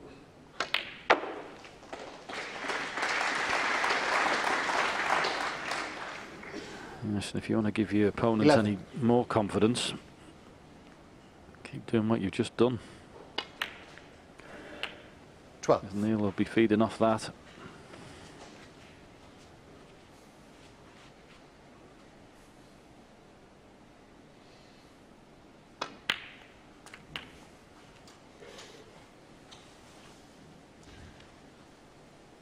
$19. 20.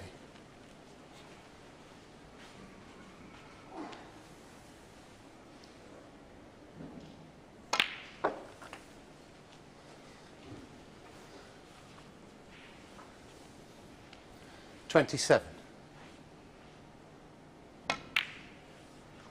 28.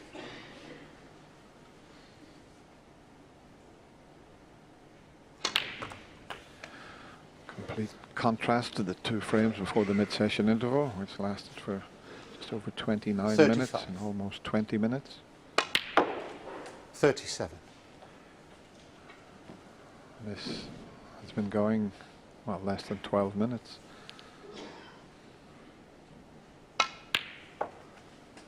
$40.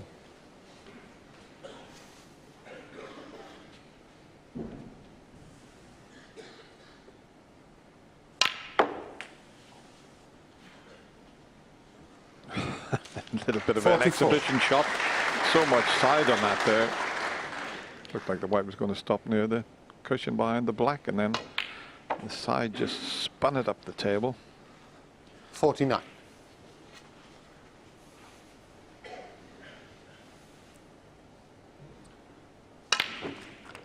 And there's another exhibition shot from the Australian. 55.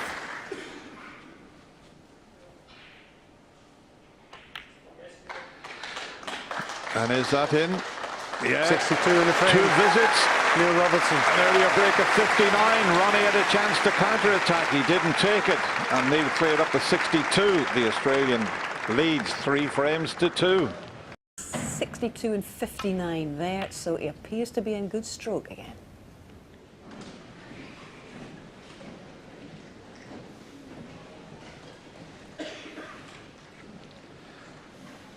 And that's a pretty good break-off shot.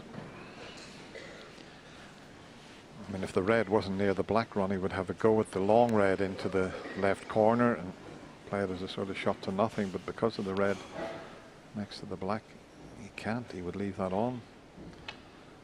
So just this containing escape off the side cushion, which could have been judged a little better. Doesn't want to be leaving any sort of pot for Neil, although it's awkward bridging, so he's not even contemplating that red to the left of the blue.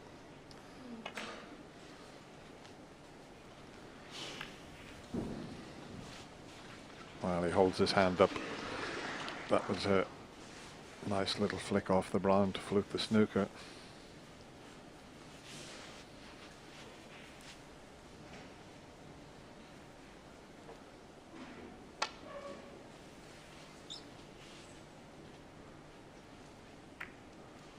And that's another careless one from Ronnie.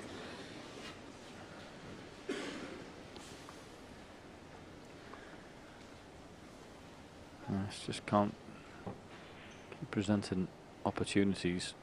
Not that this is a gimme by a long stretch. Maybe you can give opportunities if your opponent misses them, but Thank you. just starting to look a little worrying there it was in that frame for Ronnie, like he was losing momentum in the match. I think he can drop on the black, you know. He can just come round in between the red and the black there. Well, decided that that was a little bit risky, but he's the wrong side of the blue. Looked as if he could possibly have held for the black.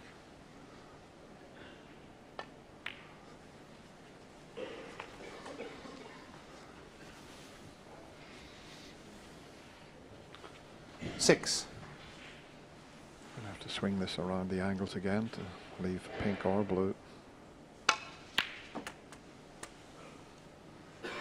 7. You know, that's such a good shot. He controlled that beautifully. He really did. That's the type of shot you got to get loads of screw on it and hit it a little softer than you would think. He played that really well. Now, how's your luck? Pretty good.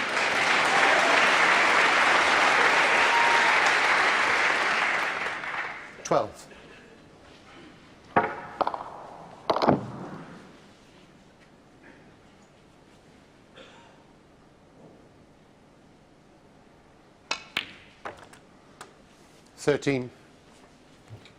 Just okay. I thought that red was going to block the path for the blue, but it's easily possible. Yeah, that, just wondering, even that little shot in the middle pocket that Neil Robertson missed, how important is that in the context of the match? He got himself from 2-1 down to lead 3-2. First opportunity. It's little things like that in these matches that make all the difference. Certainly with the top boys. 18.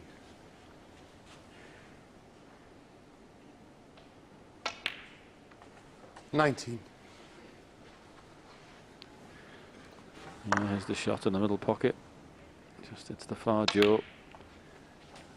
And instead of it being your opportunity, it's gone to Ronnie. Will it be costly? 22. 23. Pink out of commission, black a little awkward. I'm not sure if it's available into the right corner of the black, but he's got the perfect angle on the blue to get back into nice position. The black's available, but needs to be straight on this red so that he can roll it in and leave that black. But 28. if he's not straight on the red, no. He'll have to wait for another chance. Back up for the blue again here.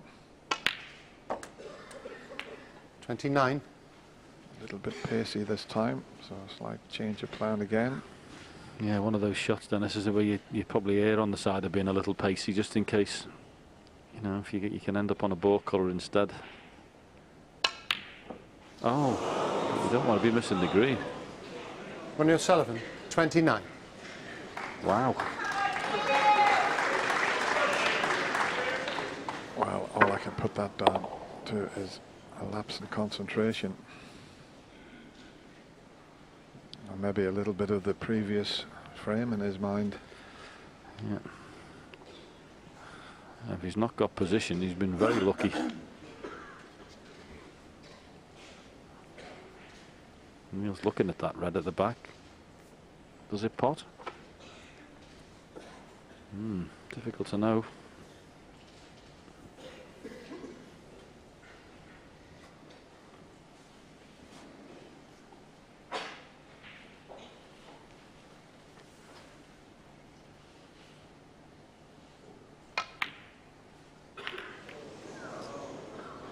Well, that was your answer, but I didn't expect Neil to make such a poor attempt of getting the cue ball in the baulk area.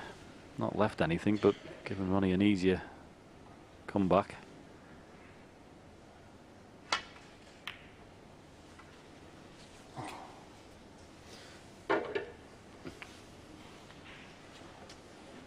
Not the best, because you can't afford to leave Neil Robertson these long pots. He's so good at them.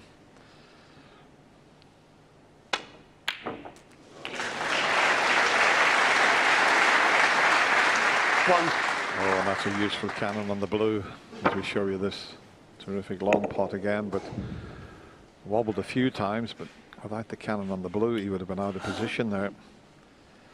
He's got an angle on the brown to get back up to the reds.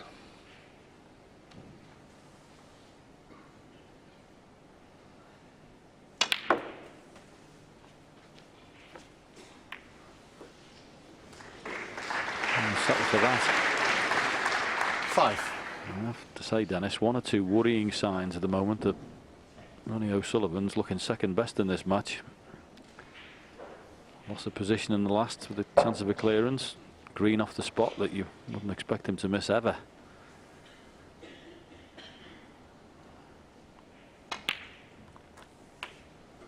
Six.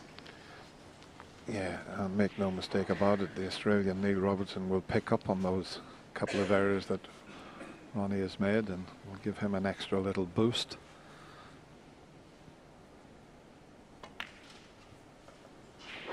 Listen, as a competitor, you can remember as well as anybody, when you sense a little bit of weakness in your opponent, it's 13. time for you to make the most of it, and you can see that's what Neil Robertson's doing.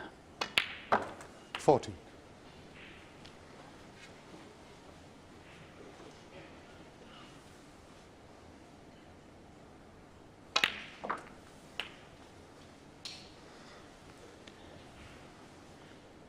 I don't know 21. whether he can bring any reds out.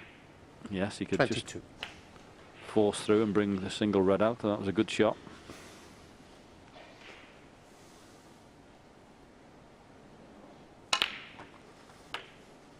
Could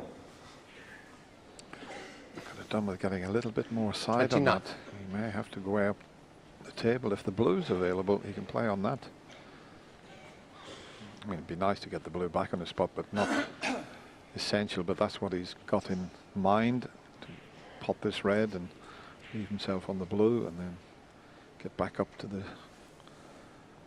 scoring end of the table.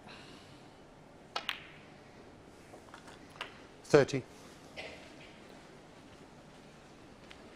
Yeah, Neil had a little look before just to see if the three reds that are behind the pink, there was a chance of a plant, but I don't think that's on. So there's nothing there. So what do you do here? You play for the single red, or do you take the chance? He's got a natural angle to come off the side cushion and play a cannon into that pink and three reds, but it's not a very big target. Yeah, that's the angle he has if he wants to play into the pink. He's just looking at the single red, but he's got a couple of options here.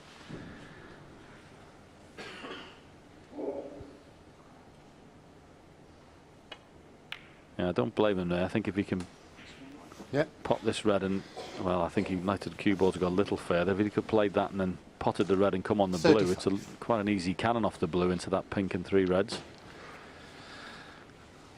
Yeah, I think it was a little awkward for him. The white was a bit too close to the cushion to risk potting the blue and disturbing those 3 reds and pink.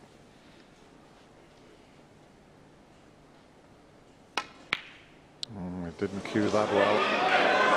Neil Robertson, 35. Just cued across that one slightly. For the potter like Neil Robertson, you'd have to say that's a poor miss.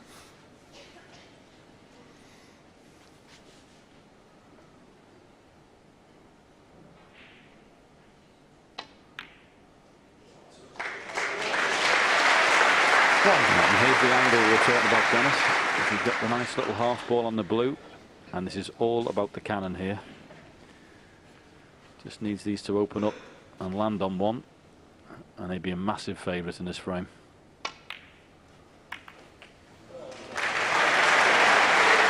And that will do. 6.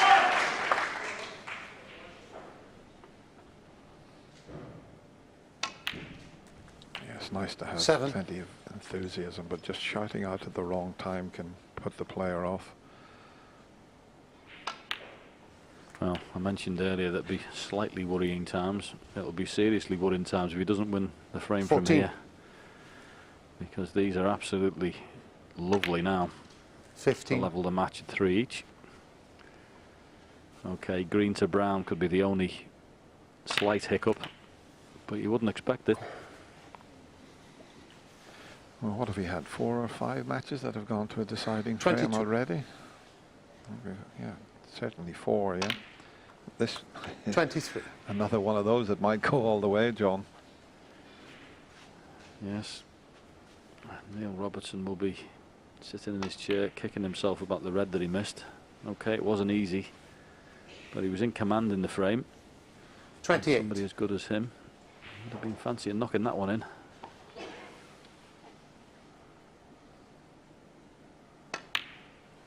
Just needs 30. to make sure of the green. 24 the difference. This will secure the frame. 33. Yes, of course. He didn't have to play position on the brown. Just needed that, but he did. And a good response 37. from Ronnie. And once again, we're all square. Great match. 42.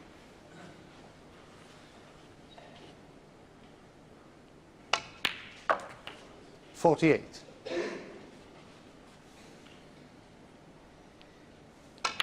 Well, the Australian Neil Robertson has a chance there to open up a 2-frame advantage. He didn't take it. Ronnie O'Sullivan took his chance. We're all square. 3 frames each. Halfway through the match. Yeah, bring it on.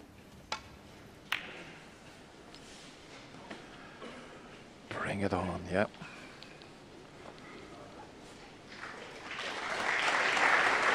As I say, it's always nice to see the centuries flying in, but sometimes it's nice to watch this sort of snooker where both players are missing the odd chance. I think they both want this one so badly, John.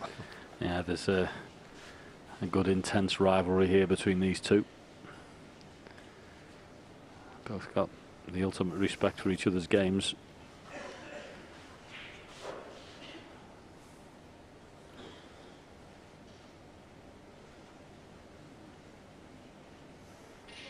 And you know, sometimes we say about Ronnie that, you know, some matches he plays in are a little bit easy for him, and you know, he's not getting tested, but he's going to get tested this afternoon, that's for sure.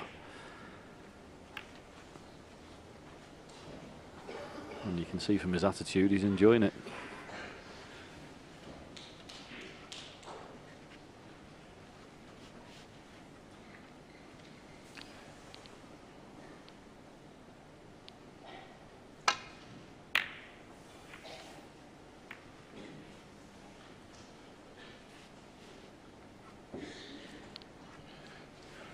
Just come up a little bit short. Ronnie might be tempted here because I think he can get round the back of the black and red if he takes the pot on here.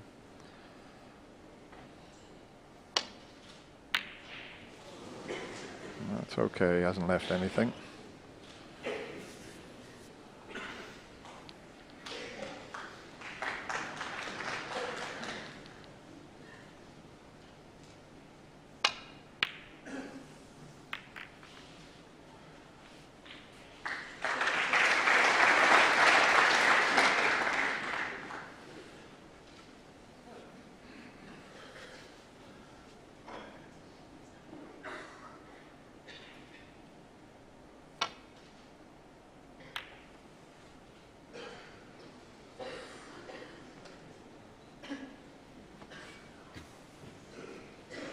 Now, what's the angle like he's left for Neil?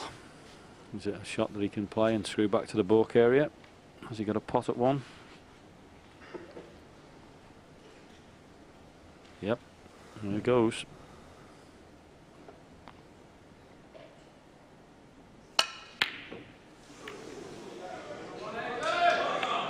Well, you never know where the red that you play is going to go, but it's finished up okay. Is he a very attacking shot on here? Whether he'll take it, I don't know. No. He's decided to play the safety shot. And a good one it was as well. There's a pot and the red on the right hand side of the cluster there where you can play it and screw back for blue. He wasn't having any of that. Well, he's taking this pot on, but keep your eye on the cue ball. It's going to head towards the black and reds, and where will it finish up? He's found the gap, and is he going to finish on the green? 1. I mean, if he really powers the green, and he's left-handed, so he might be able to reach round. He's just over 6 feet tall, so he's got quite a stretch. But even then, he'd have to force this, and he could miss the pot if he tries to hit it too hard. Yeah, that's the other thing about it, Dennis, is it looks like it's tight on the cushion, so it's not like totally over the pocket. It's not a complete gimme, this. Still got to cue it well, just to make the pot. Green pot. I think he's trying to get in behind it, just cushion first. Neil Robertson 1. He had to use the jaw of the pocket and just misjudged it slightly. This is a similar sort of shot for Ronnie. I mean, Neil found the gap. Where will the cue ball go this time? This is a little bit hard. He's got to power this, hasn't he? Oh, what a kiss. 1. They say you make your own luck. You deserved it after that pot. And that was brilliantly struck and controlled.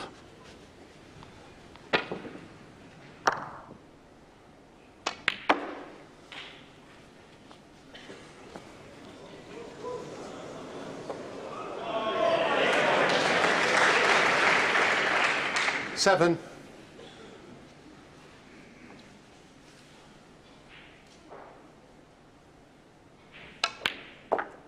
8. Perfect. Just feel as with this match, the way it's been going, certainly in the last few frames, the boys mentioned in the studio that there hasn't been one visit winning these frames. You just feel as if one player can just step 13. it up and grab hold of this match with some scoring. He could run away 14. with it.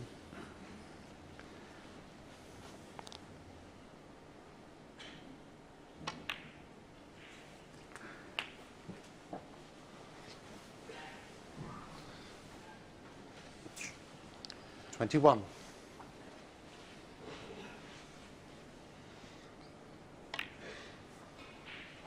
22. Still got that one red at the back of the bunch that's available to him. And let's see how he gets onto that red.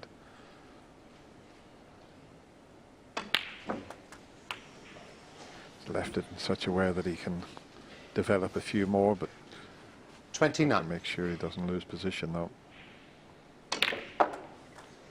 30. That was brilliantly played. Played a little stun run through here, just in there, just kept the cue ball running through. So one good bit of cue in here. And that's exactly what you got. That was beautifully struck as well. 37.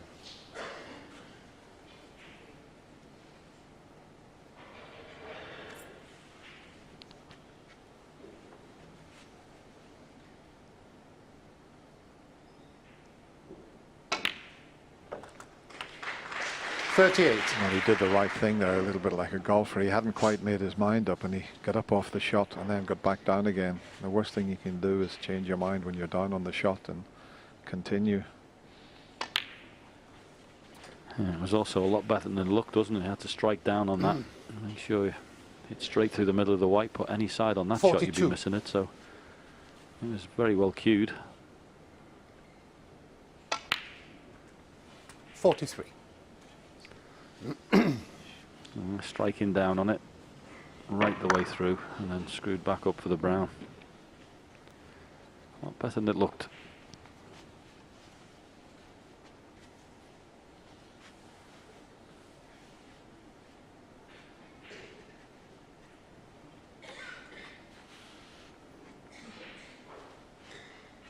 He can obviously play some sort of cannon off the blue into the reds if he wants, but he's just worried about losing the cue ball. So he's looking at the single red on the right hand side that's above the pink, thinking about coming around the angles off the brown. So he's trying to guarantee position here as opposed to taking a chance.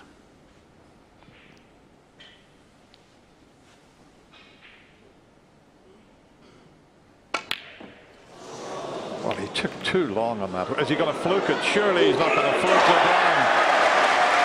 Well, Neil, no reaction from Neil, but that is one of the biggest flukes you could ever wish to see. He couldn't make 47. his mind up.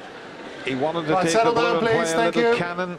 He didn't want to risk that, and in the end, he got down and just missed the brown by a long way. But how did he fluke it into that corner pocket? And is this a plant as well? Well, now he's just played a few strange William shots. Sullivan, 47. It's as if he lost his concentration somewhat. I mean, he just got down. Quietly, please. I mean, if the plant was on, you don't just get down and hammer it like that.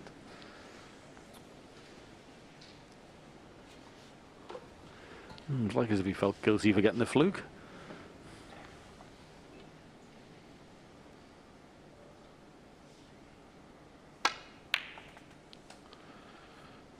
One. Well, it might come back to haunt him, the way he played that plant there. Sure. But I mean, just to hit it that hard, didn't give it the chance. But this was amazing. He just couldn't make his mind up, and in the end, missed by a long way.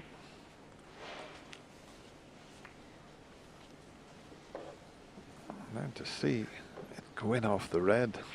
6.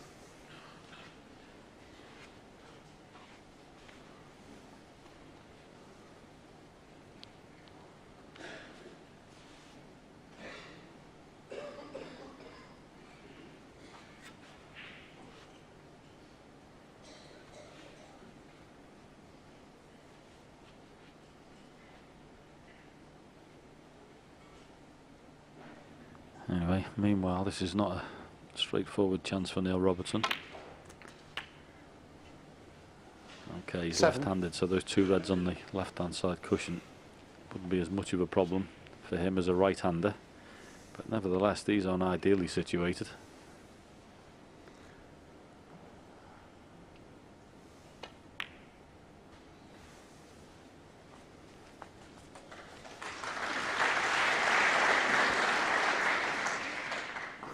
Thirteen.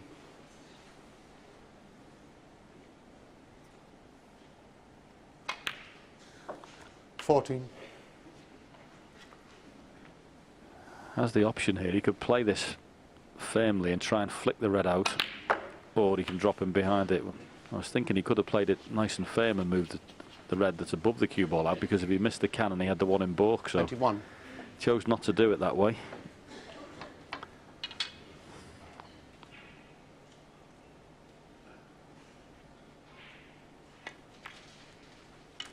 Thank you. 22.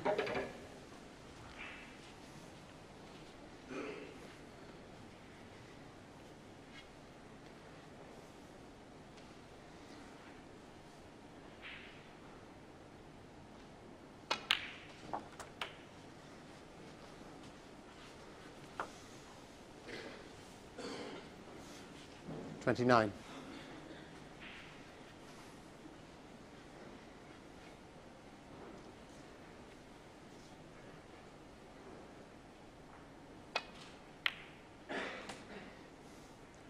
$30. Not the best positional shot that Neil's ever played. He's probably already thinking about the two reds that are slightly awkward. One very awkward, the one the right side of the table, not too badly placed. Yeah, I'm still going to go back to that shot I mentioned early on in the break. Dennis, when he was on the black, he could have definitely played that firm and tried to flick that red out. I know he's left-handed, but that's a tricky shot where that is. It's halfway up the cushion. So anyway, to be negotiated later. We'll soon find out.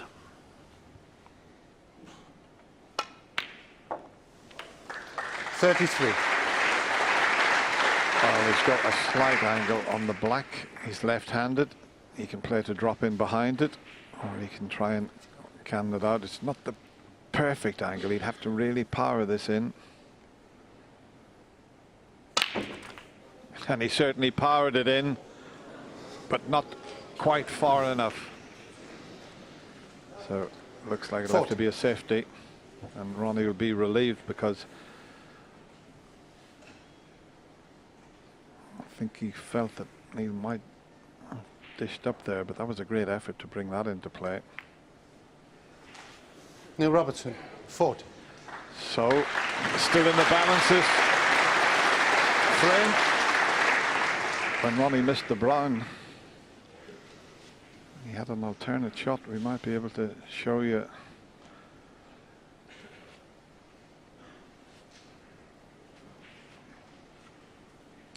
I thought he could have took the blue and played the cannon on the two reds. He thought for ages and then hadn't quite made his mind up and hammered the brown and missed it.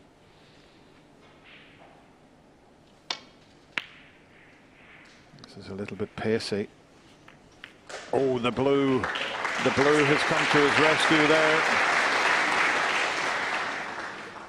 Yes, Neil raised his eyebrows slightly there, walking towards the com box. Thank you. He must have been thinking that was going to be a chance. Okay, the green's over the corner. That might have been stopping a pot, but nevertheless, he wasn't planning on being snookered. There we go. Yeah, nice blue, he's saying. Because if it slips past the blue, the red, he would have had a chance, maybe not to pot the red, but certainly to put Ronnie in trouble. As it is, he's got to negotiate this swerve shot and knock it safe. Yeah, and the thing with it, of course, is he's got to get the swerve on it, and where he's going to hit the red, he could be knocking it towards the yellow pocket.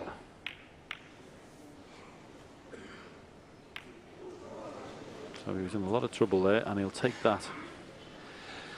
He might not like the next shot. Ronnie can get in behind the black here.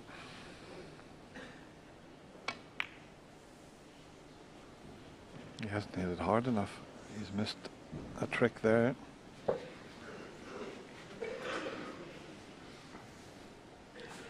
I see that the ties, you know, the back to wearing normal ties, and you could see Neil pulling at the tie. That's why we used to wear bow ties even during the day, because the normal tie gets in your way slightly. Oh, that's right over the pocket. I'm a massive fan of Neil Robertson, I really am, but I think he's played 2 or 3 shots today, totally out of character for him. He never ever does that, what he's just done.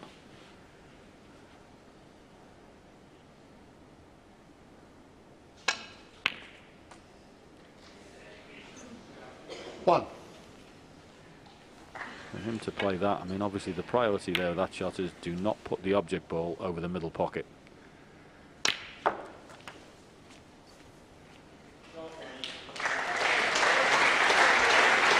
This will be a frame that will be sure whoever loses it, 7. Dennis.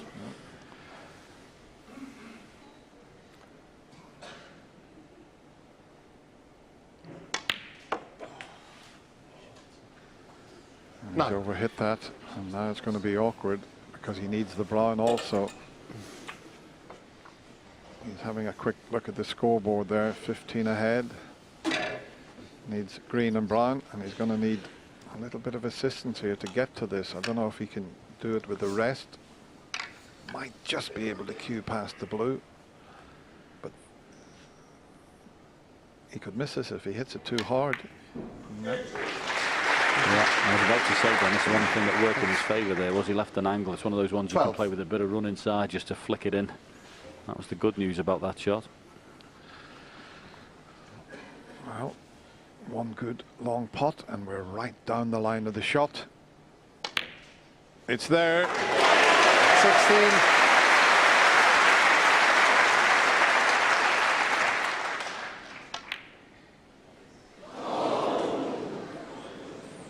Ronnie O'Sullivan, 16. And concentration, but Neil needs Settle down, please. a snooker, as you can see.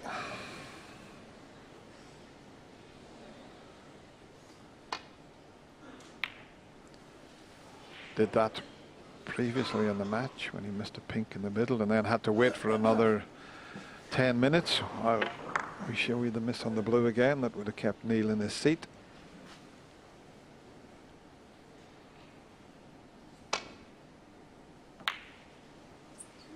So it looks like nothing those situations, Dennis, but you know, it stops your momentum. I mean, it looks like you're going to win the frame. It's all over. Getting your chair 4-3 up, and you can give yourself, well, 10-15 minutes of complete aggravation for no reason at all.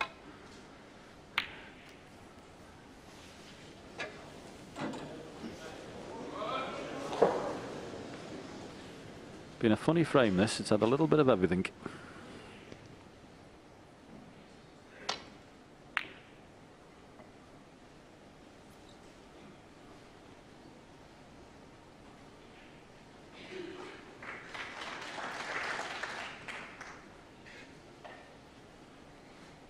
With only needing the one snooker, there's no way Neil will be potting the blue if he got a chance. More chance of the snooker with pink and black on the table. But as well as playing for the snooker, you've got to try and keep the object ball safe. Oh, well, he didn't mean to pop that. He's looking blind. Didn't play to pop that. But he might be able to get in behind the black here, but it's more difficult now with just the one snookering ball on the table. And more difficult, Dennis, because the black's off its spot. I mean, if you know, the closest to the cushion for the black is a lot easier to get a snooker behind, but where it is now, you've got to be absolutely perfect, and you'd think you'd have to get it right tight in behind there. So he's got one real good shot at it, and it's not great what he's got left anyway, so good luck with this one.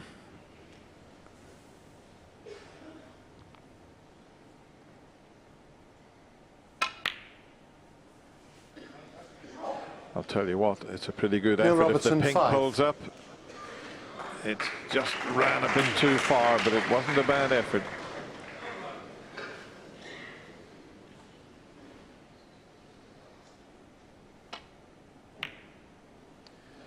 In or over is how you play that shot. 6 on the frame. It's in. Ronnie O'Sullivan. It's a frame either player could have won, but in the end, Ronnie O'Sullivan, he'll be absolutely delighted. He gets himself into a 4-3 lead. Frame 8 of a possible 11.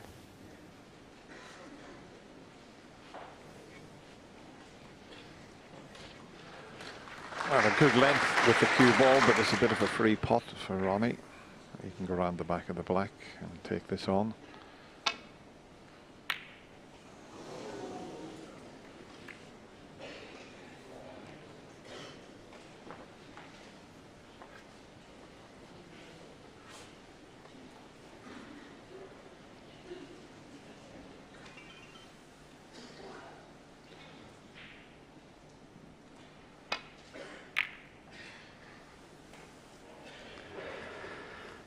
Yeah, there's an interesting part in that last frame, Dennis, and it ultimately went down to the last red. And there's a shot here when I was saying where Neil Robertson could have potted the black and tried to flick the red out that's just above his hand there.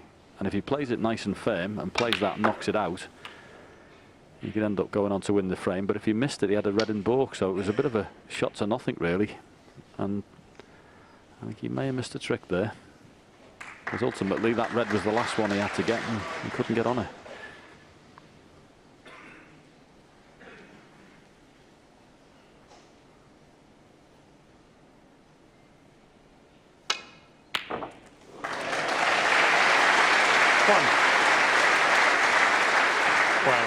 Was what we call an Aussie special.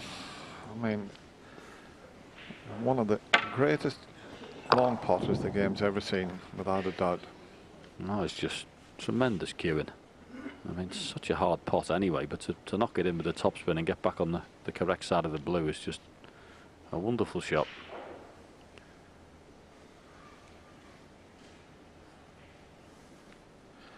Yeah, I think I mentioned at the start of the tournament how many great left-handers there are in the game and what great potters they are. Going way back, there was only a few. Perry Mons, great potter from South Africa.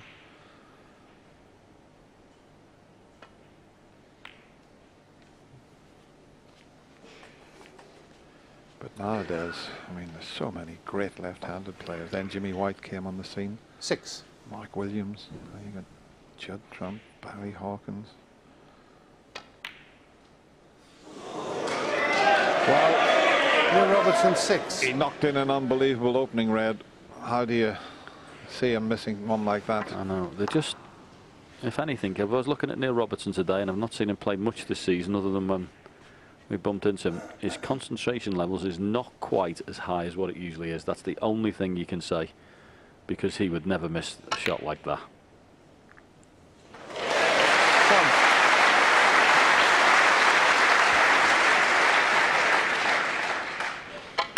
Great pot from Ronnie, and did well to avoid the cannon on that red there, so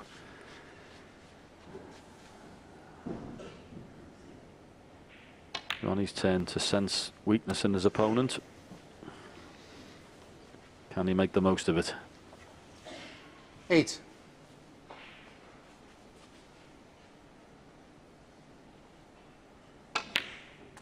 Nine.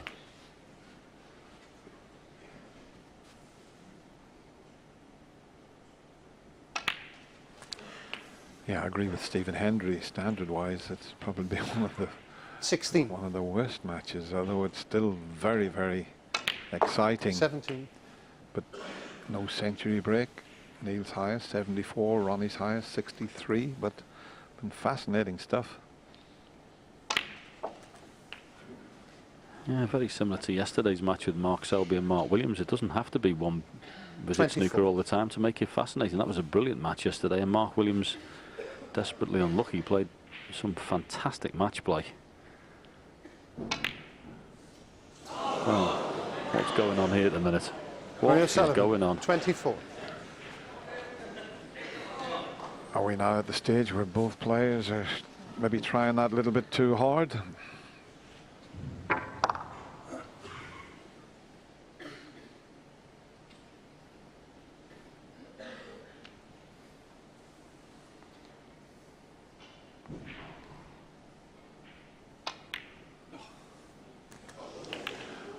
Well, he got a heavy contact there. 1.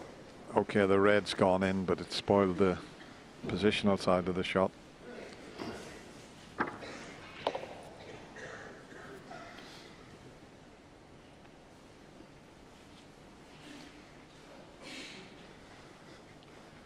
I suppose, to be fair, in this year's Masters, there hasn't been a great deal of kicks.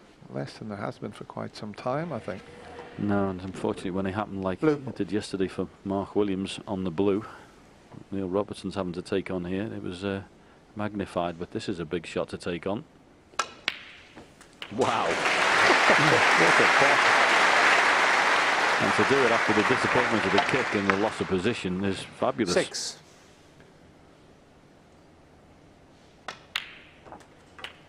7. Think he's still keen on winning this match, Dennis, after that shot? As I say, they both want it so badly.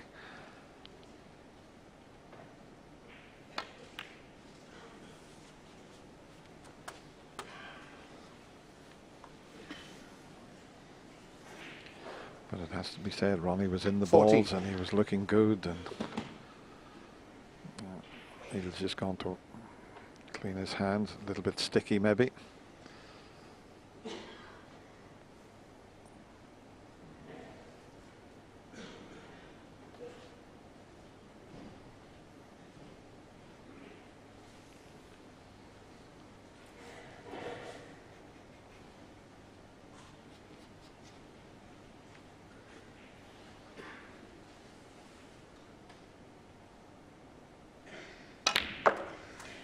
$15. And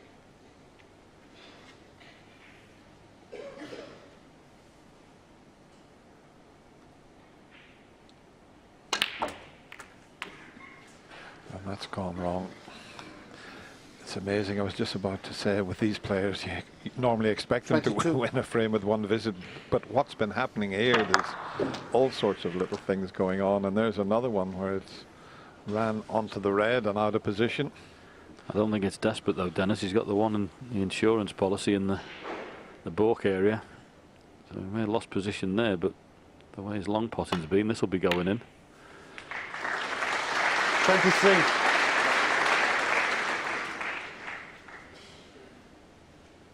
So not all bad news there. Got a chance here. He could pot the yellow off the side cushion and into the pack if he wants to, and the red over the middle pocket would be there as well. That's what he played, but he hit that so badly he was nowhere near it. I don't know about you, John, but you just sense, you know, normally you'd say they're going to win the frame, but you just sense with what's going on, you know, they're not confident of winning the frame with one visit. If that's a 3-ball plant, what a bonus that is. No, he can't. I don't think it'll go in unless there's a gap between the two reds. If those two reds are close together, it'll squeeze it away from the pocket. Now let's see, the first two to the left, if they're close together, the angle he's got, he'll squeeze it away from the pocket, I think.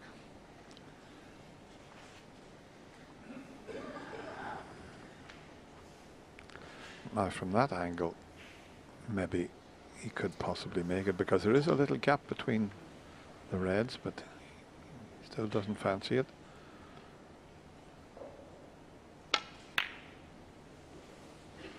Neil Robertson, 25. No. 25 for Neil, but he'll be kicking himself that shot off the yellow. He had such a margin for error there. Comes off the side of the cushion, goes into the pack with all the balls there, red over the middle. It was looking like a frame winning chance, but it's gone now.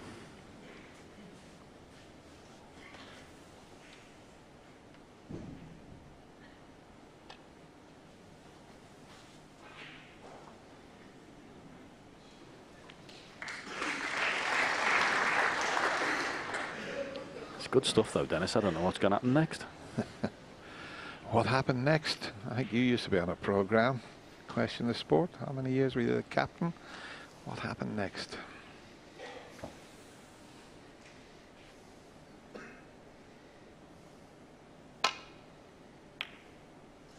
Well, he thought he could pot that. The white needs to keep running, otherwise he's left it. Yeah, I think he can get past the blue.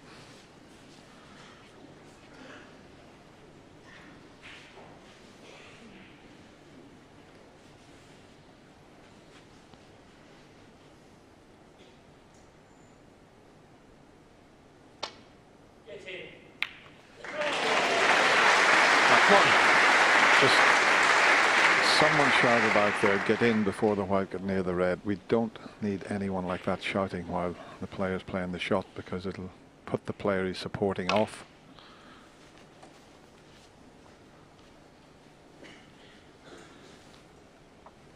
Six. Once again though, the position not ideal for Ronnie. This had a choice of it up into the yellow pocket, which is what he's doing, but he played for it in the centre.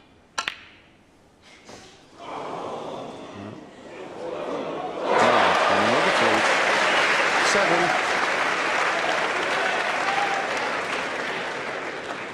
Well, Quiet, he didn't take the please. last one he got, Dennis, but he should be taking this one.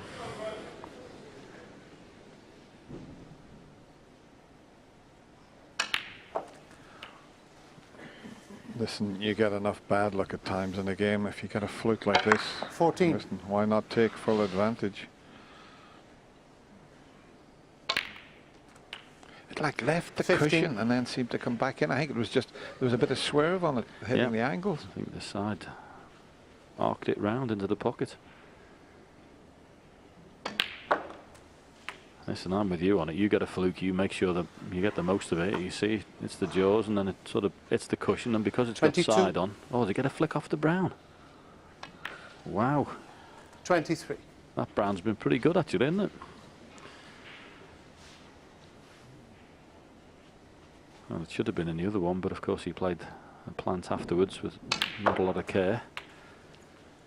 But what a fluke that was. 30.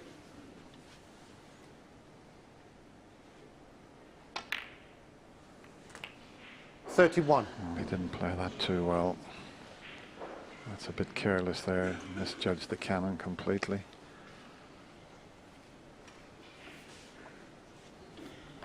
He's just battling himself a little bit at the moment. You can see the abject disappointment on his face when he loses position, but you know, welcome to our world, Ronnie. That's what happens to most players.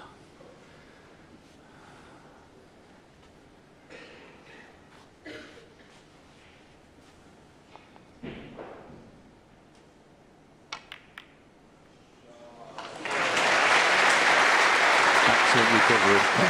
Yeah, welcome back to Ronnie's world. 37. Yeah, for all the great 38. play and misses and bad safeties and great safeties, you can't beat a little bit of luck. And what a fluke that was.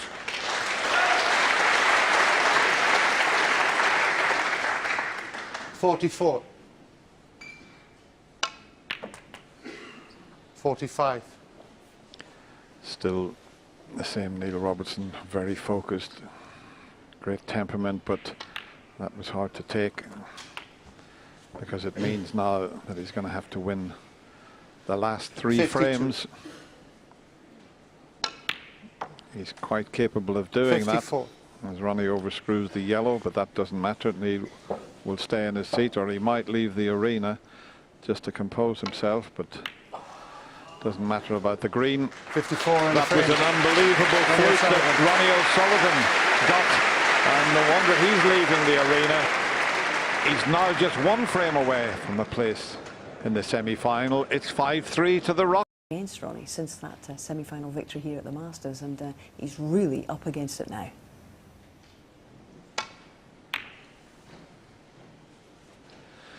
Yes, he certainly is, Hazel. And Ronnie, a bit short with the break-off shot. Could do with the long pot here.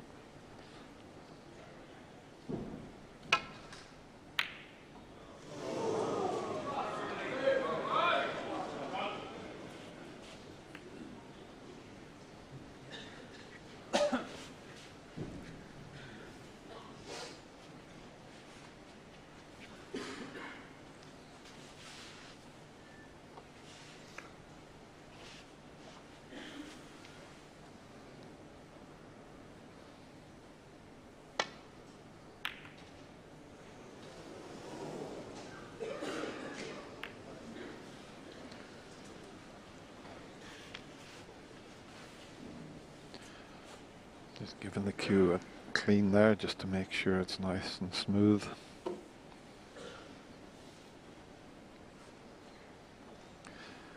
You could do with a couple of Neil Robertson specials. He's at the stage now where he knows he can't afford many more misses.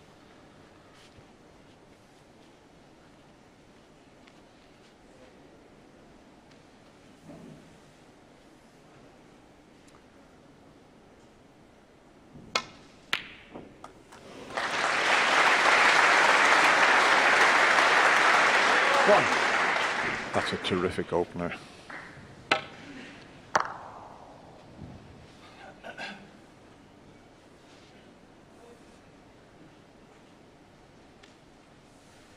Just having a look there, Neil, to see if that red, the back of the black, is potable at some stage.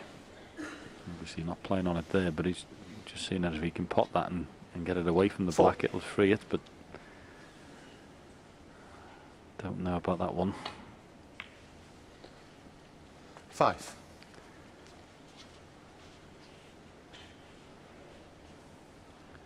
And he is again checking just to see. One of those ones you've got to keep the cue ball high so that when you pot the red you can just get a natural angle to screw out for the black. But it's a tough pot in itself, that red behind the black, certainly on these tables.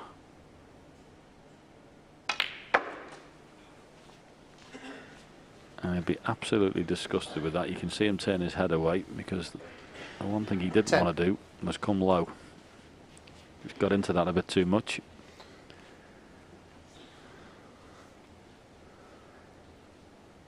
I'm not even sure that pot. It's very tight. Yeah, not from that angle. Had the white have been near and to the right slightly, it'd have been okay. He'd worked that out a few shots ago.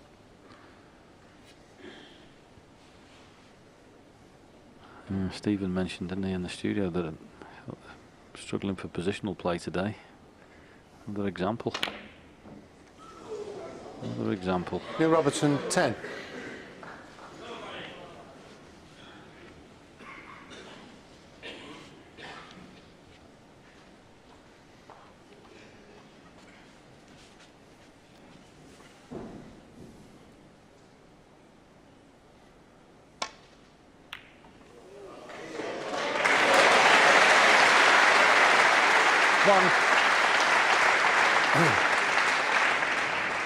Good opening pot, played as a shot to nothing, because if the red doesn't go in, have a look where the cue ball was. The fact that he potted it, he knew he was always going to have a chance of the brown.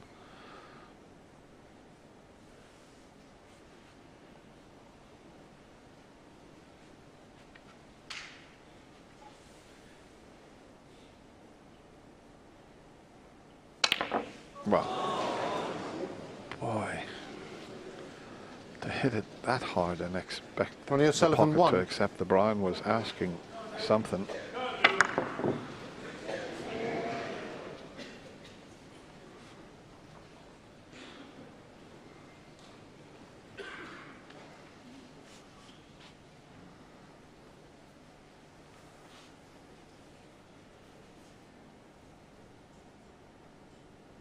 Foul. Oh, he's fouled it. Ronnie O'Sullivan, 4. Jan Verhaas was looking, and Neil thought he was okay, but he touched it with his sleeve.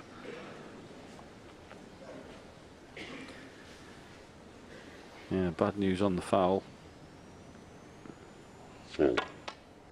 Good news was that red came across and hit the black and didn't leave one on.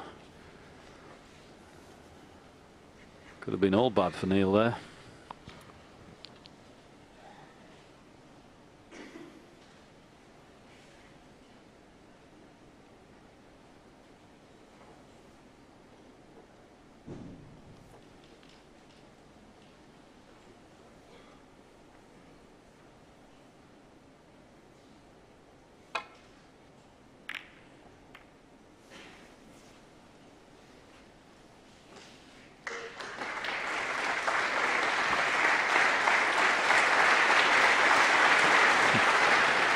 Interesting there, Ronnie tapped the table a few times. He tapped the table before the white got anywhere near the cushion. He knew where he was going to finish up.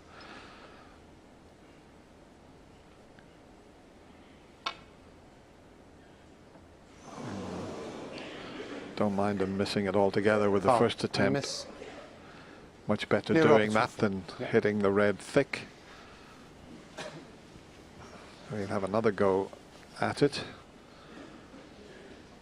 He'll want to really make contact this time, Neil. because 3 misses from this situation and you lose the frame. So can he get a thin enough contact here? No. And referee Jan Verhaas will now warn Ronnie.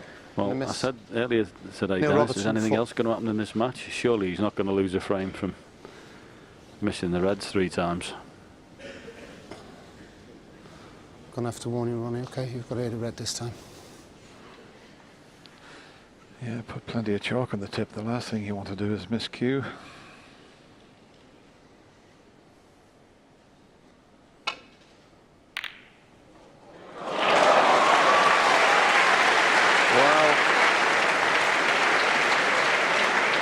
In the end, it was a terrific safety shot he played, but Neil Quietly, please. hasn't reacted, but he couldn't stop smiling there. It looked from that he must have tried the plant. I'll tell you what, Dennis, this is a big shot to take on.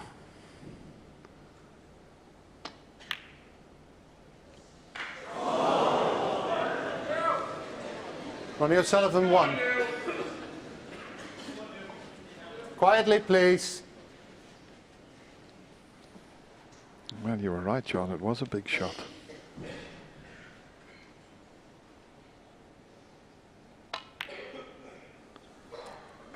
One. Don't be giving too many chances to someone like Neil Robertson. He was in the jaws of the pocket. It was so close, but very tough shot he took on there.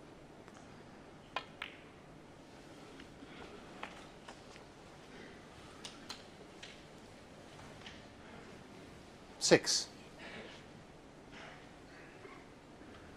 Yeah, it's not a brilliant chance, this. Black currently is out of commission. Pink certainly is. Brown on the side cushion.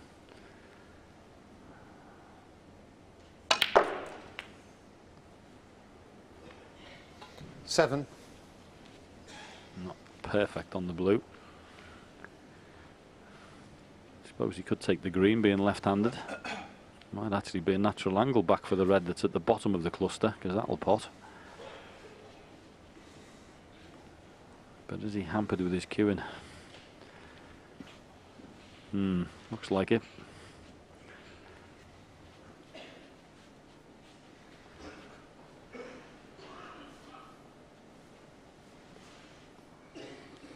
Well, he's looking at the blue to the middle pocket. This is a thin cut, and he'll go into the pink and reds. It'll open the game up. Foul. That's a bit unlucky. Neil There was a Robertson very 7. thin snick Ronnie required. O'Sullivan 5. He got the main part of the shot, didn't quite get enough screw on it, but to go in off was very unfortunate indeed. Yeah, and what is an added unfortunate part of that shot, I think he's opened the pink into a potable position as well. I think the pink now goes, that red that he removed from the side of the pink. If Ronnie can pot this and come through, and he's got pink or blue that's available.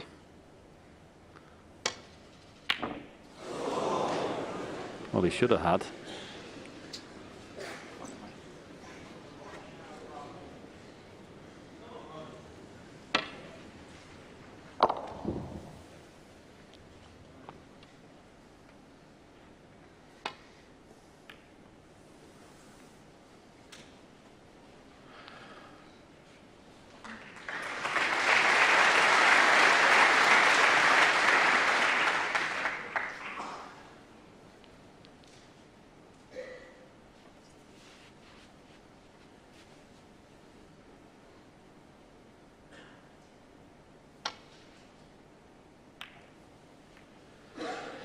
And what he needs to do is get that focus back that he had at the start of the match.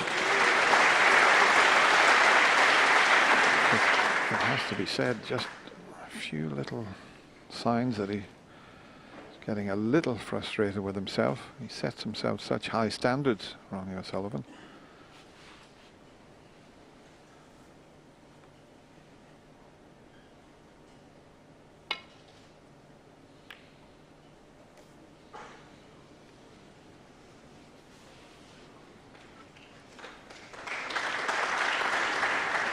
Didn't have much on. That was a good shot.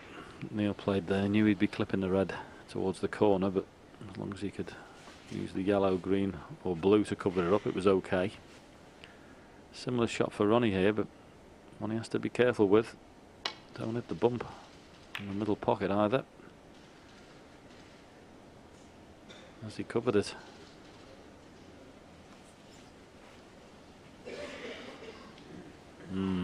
Well, he's covered the one that's closest to the pocket, and the one on the right hand side he's hampered by the yellow, so not great for Neil.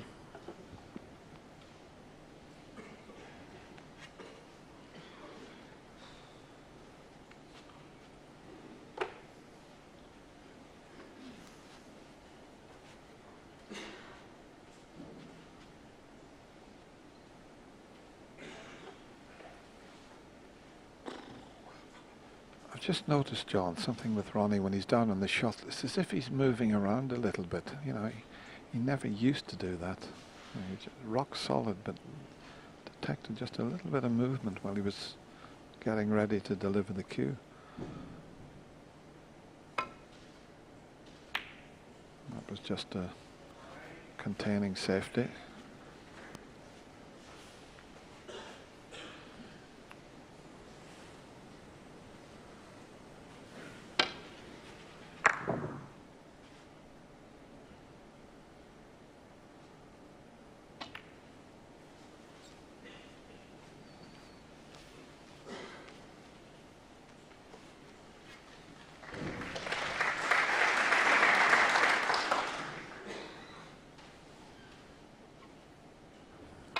Tough shot, these. Yeah, not surprised he missed it, actually. One of these ones Foul. you're really trying to Miss. Ronnie O'Sullivan. hit on the four. thin side. Well, Ronnie's not even looking to see about the red on the right-hand side. He doesn't fancy that. Well, that, I suppose, he could have potted that and got on the pink. So. He didn't even look at it, did he?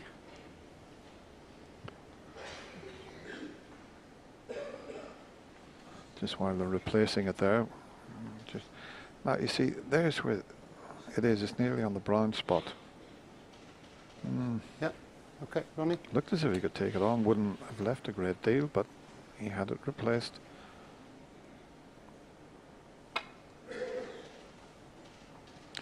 Now it's Foul. Neil Robertson's turn to be Miss. warned.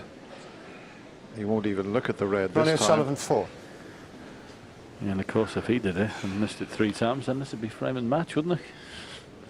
Do you know, I think Let's it put it up happened. again, please, Paul. It happened in the Irish Masters, and I think Ken Doherty was playing Steve Davis. Was it Steve lost the match with 3 consecutive misses? Yep. Yeah. You did right. That's what happened. I've got to warn you, Neil. You've got to hit a red this time, okay? Well, you can probably have a good bet. This will be too thick now. Be very careful here.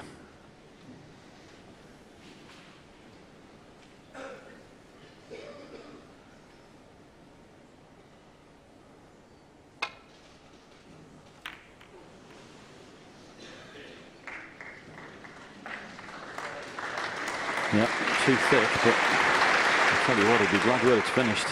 The blues come to his rescue.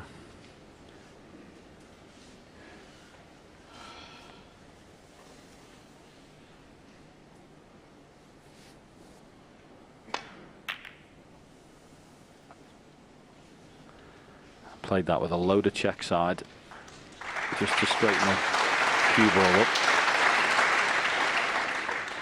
And he's played it very well. And where the reds have turned out, he's had a little bit of luck, of course. And he's covered those 2 that are near the corner pocket with the red that's further up. So a little bit of luck in the run of the balls, but it was well played. And at first glance, looks like a fair bit of trouble.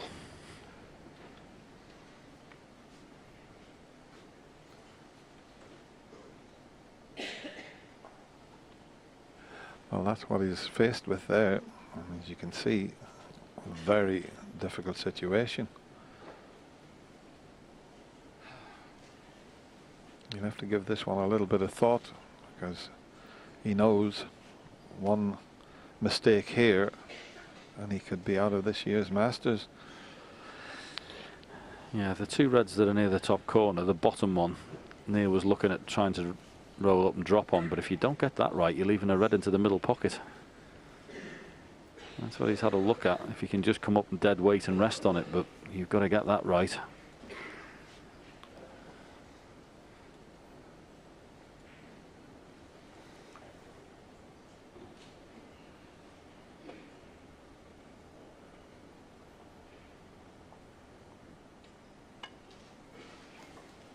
Well, this is very delicate. It's not going to reach. Foul. And a miss. Ronnie O'Sullivan 4. So that was the way he was trying to get in behind that red. And Ronnie's not having the one in the middle pocket, so obviously the degree of difficulty with that pot isn't something he fancies. But he's got Neil in All right, load of trouble here. Yeah, Ronnie? Same shot, is it?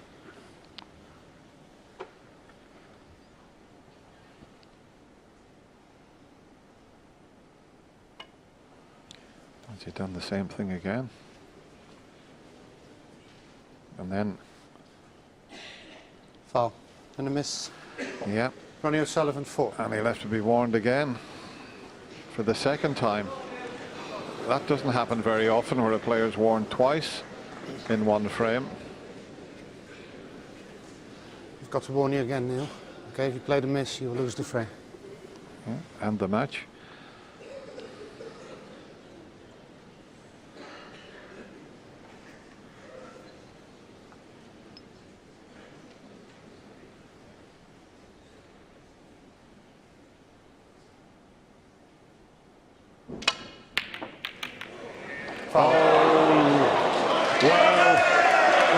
Let's have a look at the table.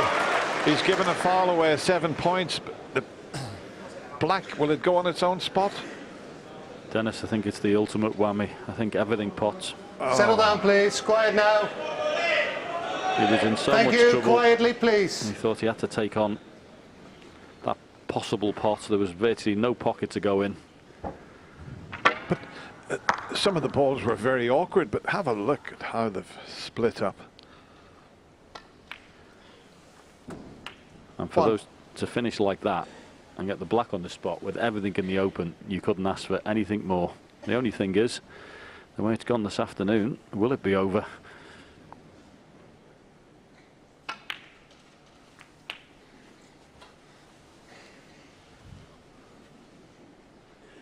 Eight.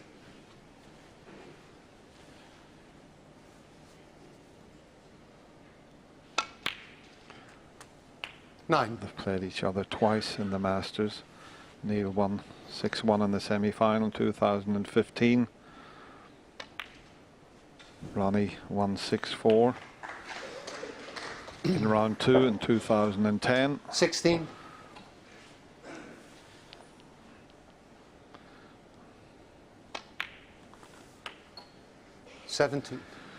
Even that shot, Dennis, wasn't played up to his usual standards. You could see him down on the shot there. He was like in two minds the way he played it.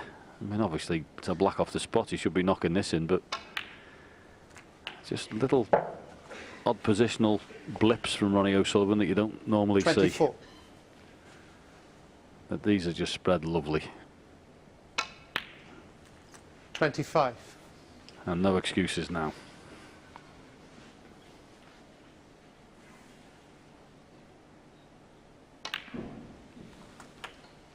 I mean, before this match started, we thought we were going to be in for 32. century breaks flying in all over the place, but Ronnie's highest break has been 63, Neil's 74, but I'll tell you what, there's been lots of 50s and 40s and misses. We've had a bit of everything. Yeah, it's been great theatre this afternoon, that's for sure. 40. You know, this audience this afternoon, okay, as you say, Dennis, not centuries rolling off every frame, but it's been fascinating right the way through. It's actually been difficult to commentate on because we haven't known what's 41. coming. On occasions we didn't know. People looking like they're going to clear up and then poor position and a few missed pots you wouldn't get. But fascinating nonetheless.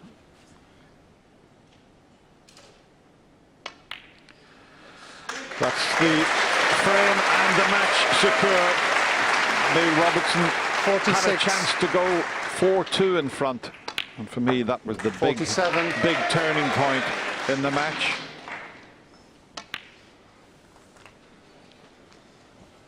The crowd here at Alexander Palace have been very, very 54. fair to both players. A lot of Ronnie fans here, but 55. Neil Robertson's had terrific support also, but it's not going to be his year.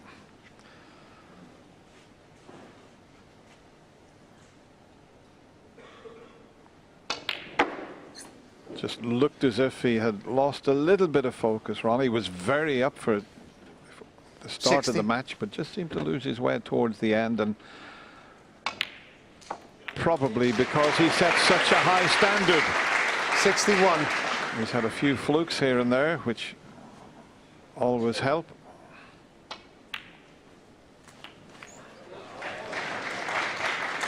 Be interesting. Well, he'll be 68. delighted. Damien Hirst there, his good friend. Be interesting to hear what Ronnie has to say about this match. 68. Although it hasn't been the highest caliber, both players big smiles for each other. It's been a fascinating tussle between these two great players, but there Ronnie acknowledges the crowd, and he'll be absolutely delighted.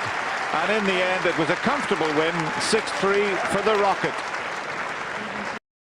How edgy did it all feel out there? To be honest with you, I didn't really care, to be honest with you, because the last match I played, I was so ill, I just didn't enjoy it, and today I just felt like at least I was physically okay. So, you know, I know it wasn't great, but I tried my hardest, and I know I haven't been great all season, but I'll keep trying my hardest, and, you know, that's all you can do, innit, sometimes. But you looked focused, and actually we talked quite a number of times about the desire levels between you and Neil, because this is always a big contest between the two of you.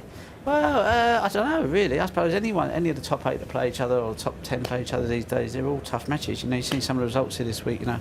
Hawkins, you know, beats Murphy quite comfortably. I haven't really watched much snooker, but Trump gets beat to Fu, so, you know, everyone seems to be beating each other, you know. Yeah.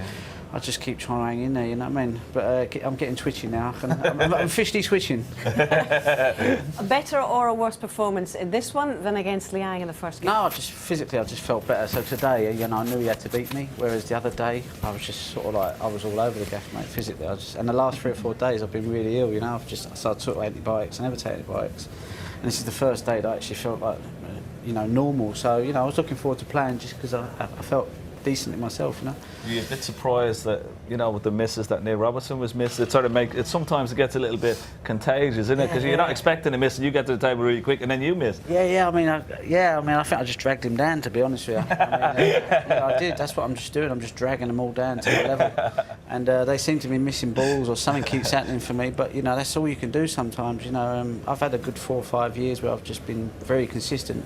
This has been, you know, not a great spell for me, but I just, you know, hopefully it'll turn around. And if it don't, then I'll do what these guys do. A bit more punditry work. I tell you, everybody needs a bit of luck, and you had a couple of slices I had loads of it, didn't I? 7th and 8th. God, mate, I had more luck today than I think I've had in like the last 20 years. But yeah, I needed it, to be honest with you. I just have it right, you know. I needed a bit of luck today to get through. And when you think back on silverware, Ronnie, it's been almost a year. You beat Neil in the Welsh, and I just wonder, you've been in 3 big finals the last 3 months. Does it start to get a little bit twitchy? I mean, what's the difference? I mean, competing at this level, clearly you'd rather be winning titles and trophies, but are you feeling that another one is coming your way? No, I think you have to win them now. You know what I mean? You know. I played all right against Selby, I must admit, but the other 2 I was a bit dodgy. Didn't think I played well enough to win.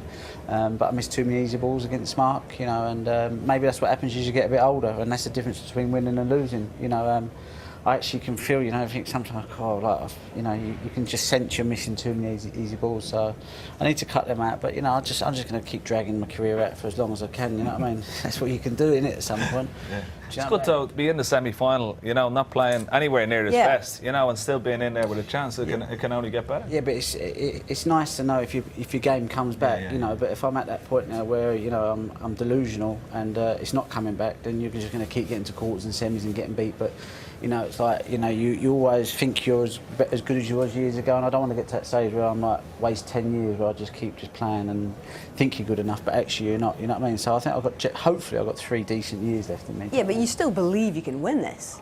I don't know. You believe you can win it if you're playing well enough, you know, and I don't think I'm playing well enough to win it, but a lot can happen in 24 hours, a lot can happen in 48 hours, but when you go, you know, it never comes back, does it? So, you know, that's what I'm saying. I'll just keep dragging it out, you know, great crowd here.